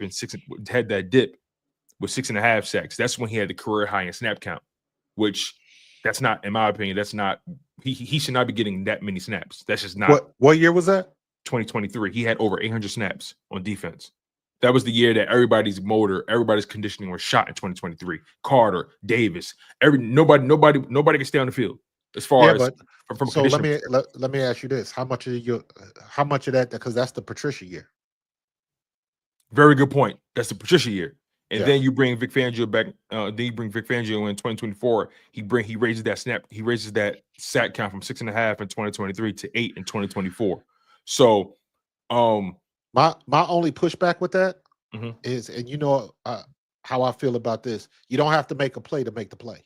Exactly, and I think that's not isn't what's getting talked about enough with him in this past season. Correct. He was phenomenal in run defense, phenomenal setting the edge. And a lot of these edge guys, they just want to rush the passer. He can set the edge and defend the run. And you got to also give him credit for setting up other guys so they can eat as well. That's it. Milton had a career high in sacks. He's playing next to Sweat. Exactly. You know what I mean? Somebody, if you get the attention, somebody else got to eat. Kind of goes back to what I was saying about Jalen Carter. You just got to get a complimentary piece. Exactly. You just got to get a complimentary piece. What do we say about Quinyon Mitchell? Quinyon Mitchell should have been a defensive rookie of the year. Yeah. The reason why Jared Verse was rookie of the year is because Jared Verse got sacks, but Quinyon couldn't get picks. If Quinyon would have ended up with 3 or 4 picks, he'd have been a defensive rookie of the year easily. Yeah. But he couldn't get the picks. I think at least not to the postseason anyway. Yeah, he had 2 in the postseason, which is pretty cool. So yeah, I personally, when I look at Sweat's career, I don't call him inconsistent. Me personally, I look at him as having a down year like everybody else in 2023, and he bounced back in 2024. I feel like Sweat is good for a guaranteed 8 to 12 sacks a season, 8 to 11 sacks a season. He's good for that. And sacks are a premium. Keep coming, bro. And also, here's another thing that people overlook. I, for one, put tackles for loss in the same category as sacks. Yes, Me personally. I agree. Because I agree. they serve the exact same purpose. The only difference is they're just named different things. Yep. They're just named different things. As long as it's a tackle behind the line of scrimmage is good. Exactly. So peep this, right? If we're going to put sacks and TFLs in the same category in terms of tackling the guy behind the line of scrimmage, killing a play before it starts. That's basically what they are. Sacks and TFLs are when a defensive player kills the play before it even starts. Now let's really talk about what he's done since he's really been the guy, right? Let's start with the 2021 season. That's when he first played double-digit games. I'm sorry. That's when he first got double-digit starts. Excuse me. 2021. That was when they said, "Okay, we trust you now to be the guy." So 2021, 7.5 sacks, 7 TFLs. So he had 14.5 plays of stopping the play before it starts. He tackled 14.5 times. He tackled the guy behind the line of scrimmage. Yeah. Let's take it to 2022. 11 sacks, 15 TFLs. 26 times he tackled somebody behind the line of scrimmage. Killed the play before it even started. Let's go to 2023, the down year. 6.5 sacks, 7 TFLs. 13.5 times. Oh, I'm sorry. Let me make sure I got that. Yeah, 13.5 times he tackled the guy behind the line of scrimmage, killing a play before it starts. And 2024, 8 sacks, 9 TFLs, 17 times tackling the guy before the play even starts. And in 2022 and 2023, he had 23 quarterback hits in both of those seasons. The only difference is he had the sacks to match in 2022 versus 2023. So again, just because they're not sacks doesn't mean these guys aren't making an impact, right? You got to look at the stats behind the stats, right? You got to try to look at it, logically, right? In terms of what's the result? What's the result of the play, right? TFLs and sacks, I put those in the same category. Shout out to Townworks for sparking a great conversation. I appreciate you, Townworks. The Nest Out West, what's going on, my guy? How you feeling, man? Long time no see. Hope you're doing well. He says, would you guys bring Von Miller in on the cheap? Nope, not at all. I'm cool off Von Miller. Depends on how cheap. I'm much rather bring Khalil Mack for that. Like, I'm cool. At least Khalil Mack is healthy. Yeah, good point. Good point. So shout out to my man in Nest Out West, man. Philly Fuego, shout out to him. Anthony Amato with the $9.99 super chat. He says DK Metcalf to Eagles for a number 32 pick. Nope, No, thanks. and nope. No, I'm thanks. cool. Sorry, I'm going to read it because you paid for it. DK Metcalf to Eagles for 32nd overall pick. AJ Brown to New England, number 4 pick, 2nd round. What do you think? This would give us more money to play with an elite wide receiver and almost. How about no? You do realize DK Metcalf is trying to get paid, right? He's in the last year of his deal. DK Metcalf is trying to get the bag. If you're paying AJ Brown $32 million a year, DK is going to try to get more than that. So, nah, I'm not jacking any AJ Brown trade talks. Thank you for the super chat, Anthony. I appreciate you. Green Wingman with the super chat. He says, also with Garrett being signed, this has to affect Dallas with Parsons. Hell yeah. Hell yeah. Yes, it does. Hell yeah. If Max Crosby got $35.5 million a season on average and Garrett's getting 40, what you think Myles gonna ask for? Myles gonna push for 41, but he may end up getting 38, 39. I mean, Micah. What I say, Myles? You said Myles. Micah Parsons. My bad. Micah Parsons. Micah's gonna push for 41 million. He's gonna push. Let's just go mess with the Cowboys even more. I love it. The Cowboys are idiots. They could have been paid Micah. They could have been paid him. You know what? The Cowboys did the same thing that the Giants did. I would have paid Micah before I paid that. I would have paid exactly. I would have paid Micah before I paid that. See, man, and this is why I say everybody, they pay these guys all of this money to be GMs, assistant GMs, because y'all supposed to be the smartest guys in the room, and they are not. Yo, basically, the Cowboys basically paid Kirk Cousins $60 million a year. What? Bruh. What? Dak and Kirk, their careers are relatively the same. The same. Yep. Exactly. 100%. And everybody knows it. And I don't understand why they just think they're just gonna pull a rabbit out of the hat. Looking at everything that we went through, that Philadelphia went through. Mm-hmm. You look at all of the moves that Howie has made, his batting average in the draft, all of that type of stuff. And people still don't understand all of those things had to come to fruition for us to even get a legitimate opportunity to be in the playoffs and to perform like we did. It is not easy to do. And for so long, and that's why I'm so glad that QB1 did what he did, Howie did what he did,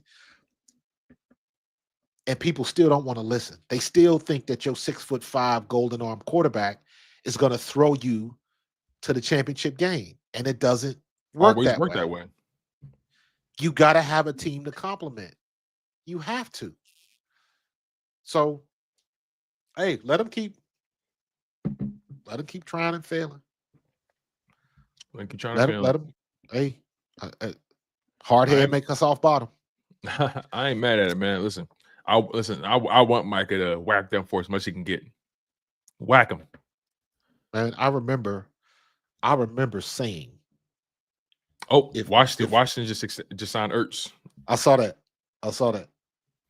And that's a good signing too. Smart by them. Very good But sign.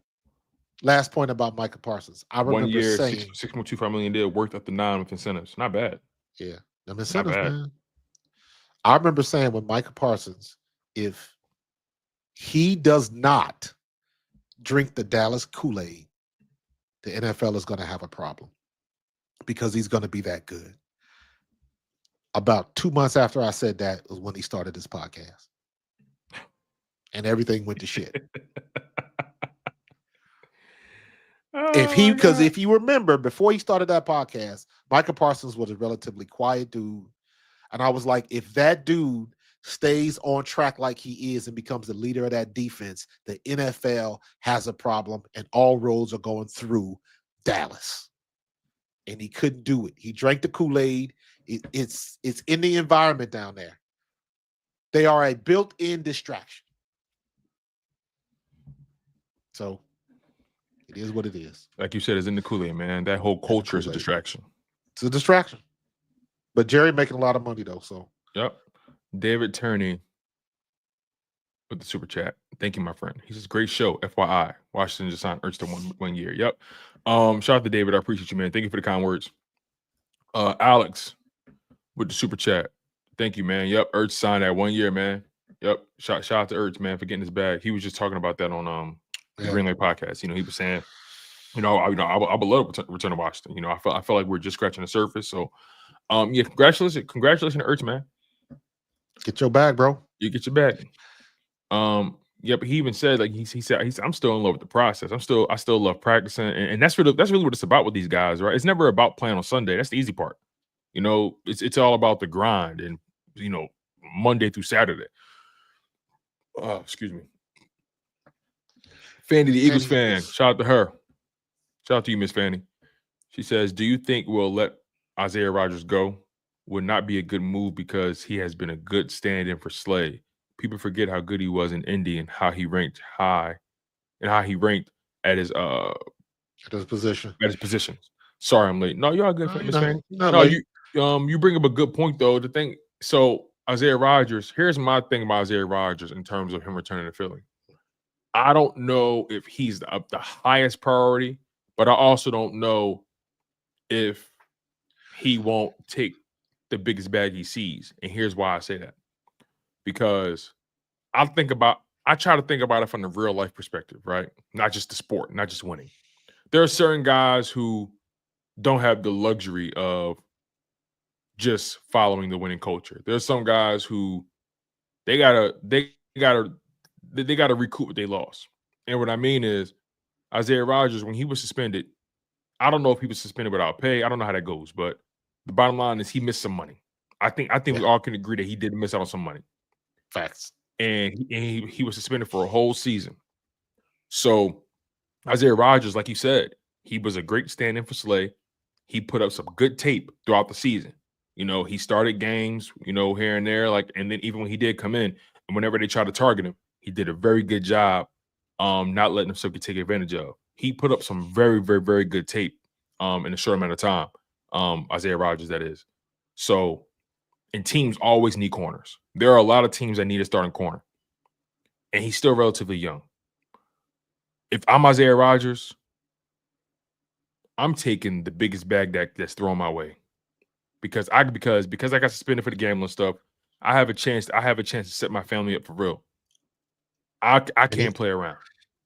So I'm going to get my bag. I got my ring. I was a part of an all-time roster, all-time culture. I got relationships that's gonna last a lifetime. You know, but if I'm him, I gotta go where I can get the most guaranteed money to set up my family, and he's earned that in my opinion. He deserves that. There's certain guys I would not get mad at them going to get their money. Isaiah Rodgers, he lost. We'll find money. out this week, and we'll find out. He could come back. Maybe the Eagles say, "Nate, we love you, Rodgers. We want to bring you back." You know, and maybe he's is a situation where a team offers him whatever they offer him, and the Eagles say, "Listen, we can't offer you exactly that, but we can offer you maybe $1 million less, and you're still winning." Maybe he'll take that, right? You know, the Eagles was a team that believed in him, took a shot on him when nobody wanted to when he was suspended, and they invested in him, and he showed improved. So we'll see how it turns out. But I wouldn't mind having Rodgers back, but at the same time, I do have part of my spirit that says I need to find out what Ringo is. So ultimately, we'll see. But my main point is I think Rodgers needs to go take whatever the biggest bag he can get. That's my honest opinion about him. We're in a win-win at that situation. So. Yeah. If we keep Ringo, and like I've said before, either way, when you got Fangio running things, I think you're gonna get the best out of whoever you got. That part. Thank you, Fanny. I appreciate you. Alex, he says on Eagles X and O's on Twitter predicts Carter's extension at $33 million a year, which will be 11% of the cap, which would likely be set at $301 million at that time. Very possible. As a matter of fact, let me look at currently right now what the player rankings, what the average rankings are for his position at D tackle. Because right now, I believe Dexter Lawrence is the highest pay right now, or unless you know what, I'm not even gonna put that in the ethos. Jalen Carter is the closest thing that Philadelphia has had since Reggie White and or Jerome Brown. Wow. They are not going to let him go. Exactly. By the way, I'm way off. Chris Jones, highest pay right now. Chris Jones, excuse me, $31.7 million. Christian Watkins, $27.5. Ndamdi Matabuke, $24.5. Aleem McNeil, $24.2. Derek Brown, 24. Quinnen Williams, 24. Jeffrey Simmons, 23.5. DeForest Buckner, 23. Deron Payne, 22.5. Dexter Lawrence, 21.8. Those are the top 10 guys right now. Beyond that, Kenny Clark at 21.3. Javon Hargrave at 21. Christian Barrymore, 20.7. Osa Odigizua at $20 million. Those are your top 14 contracts at DT. Those are the only guys making $20 million or more. I think Milton Williams is going to be in that category very soon. I wouldn't be surprised if Milton Williams gets maybe a Javon Hargrave or a Kenny Clark type of contract at $21.3 million, right. something like that. Because at the end of the day, that's the market, right? But also Chris Jones, there's a big disparity from his contract to the number 2 guy, and there's a big disparity from the number 2 guy to the number 3 guy. The number 3 on down is where the disparity lessens to $500,000, $1 million, things like that. There's a $4.2 million difference between Chris Jones' contract and Christian Wilkins, and there's a $3 million difference between Christian Wilkins and Nnamdi Matabuke's contract. So those are clearly the upper echelon guys. Jalen Carter, he's definitely going to flirt around $30 million for sure. I don't think that's a question at all. Actually, Jalen Carter is going to get more than the Christian Jones contract. He's going to get more. He doesn't miss a snap. He's dominant. He's a game wrecker. He's damn near the heartbeat of your defensive line and your defense entirely. Jalen Carter, whenever he gets paid, he's going to become the highest paid D tackle in football. Yep. So, Alex, you're right. Dana Scott with the super chat says, "What's up, Tony? Coach, I'm coming in late, but I see Myles got a big bag. Hey, Birds fans and visitors in the chat, hit the like button." Thank you. I appreciate you, Dana. And you're absolutely right. You're absolutely right. Shout out to Myles Garrett. Congratulations to him. But the reality is, you guys, a lot of these guys, they don't care about winning as much as they claim. Much as they claim. Let that be a lesson to you guys. Let that be zeros on the end of that check will change your mind with the quickness. Let that be a lesson to all of you guys. All these guys don't want to win. They don't want to win. They're just hoping their team figures it out. They're hoping their team figures it out. And I promise you, the Raiders and the Browns are not going to figure it out this decade. I can promise you that right now. So, and also, again, when you think about what the Philadelphia Eagles did on defense, let's be honest about this. As far as your quintessential superstar, the Eagles on defense didn't have any crazy contracts on defense when they won the Super Bowl. They didn't have any quintessential solidified superstars on the defense. Maybe you want to put Jalen Carter up there, but I mean, he's on a rookie deal, right? So the Eagles won the Super Bowl with a relatively cheap defense. Very cheap defense. Because they drafted well and they invested at the right people at the right spots, and they developed. They developed. You can make an argument, your most impactful defensive player was your cheapest player, and Zach Bond. You can make an argument for that. 1 year deal, $1 million. So got his bag. So Howie Roseman, and that's why you look at Howie Roseman as a guy as like he is the best GM in football. You have to look at him in that vein. Like what he spent on defense this past in the 2024 offseason and what he was able to accomplish with that defense. He spent more on his defensive coordinator than he did any player on that defense. Think about that. Man, we in a good spot, man. And it is nice being in this spot to be able to run it back. Oh, yeah, you're right. You're right. Huff, shout out to Ezra Blunt. Huff was the most expensive piece on defense, technically, from an average salary standpoint. You're right about that. I totally forgot about him. But as far as cheapest, you can make an argument Zach Bond was that guy. Is Huff really trade bait? I don't know how tradable he is. Because they would have to pick up his contract. That and here's the thing, right? Let me look up a hypothetical real quick because I'm going to tell you what the Eagles would have to pay or what they would have to deal with if they decided to trade Bryce Huff. If they decided to trade Bryce Huff right now, they would incur a $28.4 million dead cap hit. I don't think the Eagles want that. So and also it's not like the Philadelphia Eagles have the most depth on the D line right now. I'm willing to bet the Philadelphia Eagles rock out with Bryce Huff because the contract is so untradeable. And well, let me not say untradeable, but it's an annoying contract to have to deal with. If you trade him, it's annoying. It's an annoying proposition. So, go ahead. I was gonna say he got better once he, and then he got hurt. Before he hurt his wrist. Yeah, so they finally let him put his hand in the dirt because at first they had him standing up, and the moment he was able to put his hand in the dirt, he was actually able to get some pressure. But then he got hurt, and it kind of offset that trajectory that he would have been on. So this is one of those situations where I'm gonna just trust Vic, trust Fangio. Yeah, for sure. But yeah, you guys, like the bottom line is free agency. It starts tomorrow. There's going to be a lot of conversations that are going to be had from today, tomorrow on. The legal tampering period starts tomorrow, and I think the contracts are allowed to be signed on Tuesday. Is that what happens? Yeah. So, you guys, Myles Garrett, those sweepstakes are officially donezo. Myles Garrett, Max Crosby, those guys are no longer potentially available. So now we got to focus on. We just got one more super chat in too. Oh, we did? Oh, let me see. 24 birds. Okay, here it is. Yep. 24 birds with the super chat. Thank you, my friend. He says, what do you think Howie meant when he told fans to be patient this offseason? Why would fans of a team that just won the Super Bowl need to be patient?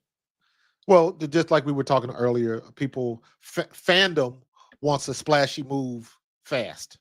That part. But basically Howie was saying we got some things to work out. So you got to be patient. And he did say it might look a little different next year. So he was just letting people know that if you got to trade some pieces, because the contracts don't match up, things of that nature, you got to do what you got to do. I don't even understand that question really. Why would fans of a team that just won the Super Bowl need to be patient? I mean, because I think you answered your question. You won a Super Bowl. I can be patient. Like, we just won a Super Bowl. You answered your question. 24 birds, in my opinion. We just won a Super Bowl. Still drunk off that victory. I can be patient. And besides, the most important domino fell. You re-signed Zach Bond. Simple as that. Any move after that is a plus for me. Shout out to 24 birds with the super chat. All right, you guys, we're going to close this show out. We appreciate you guys for locking in on the show. Make sure you guys smash that like button. Make sure we've been you guys rocking for 2 hours, bro. I know, right? Didn't even feel like it. Make sure you guys hit that like button. Make sure you guys are subscribed to Coach Marcus at Pro Fan Talk. Again, that's Pro Fan Talk. He does amazing work covering your Philadelphia Eagles. Make sure you guys are subscribed to myself at Chalk It Up Sports, the Chalk It Up Network. Where no matter if we win or if we lose, we just got to charge it to the game. We appreciate the love. We appreciate the support. You guys, it's going to be a movie these past these next several days. Okay, these next several days are going to listen. It's going to be like a strip club. The money going to be falling from the sky. You feel me, sir? So again, make sure you guys smash that like button. You guys take care. Enjoy your Sunday. Stay blessed. Marcus, real quick before we go, this Thursday, 7 p.m. on Pro Fan Talk, Irvin Fryer will be my guest.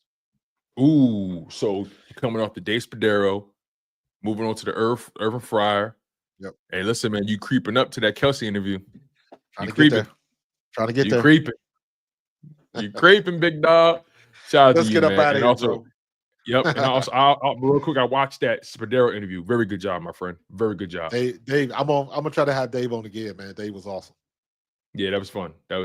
All right, you guys, take care. You guys are tuned into your Eagles off-season show featuring Coach Marcus from Pro Fan Talk. I'm your guy, Tone DeShields II from Chalk It Up Sports via the Chalk It Up Network, where no matter if we win or if we lose, we just got to church to the game. Fly Eagles fly, y'all.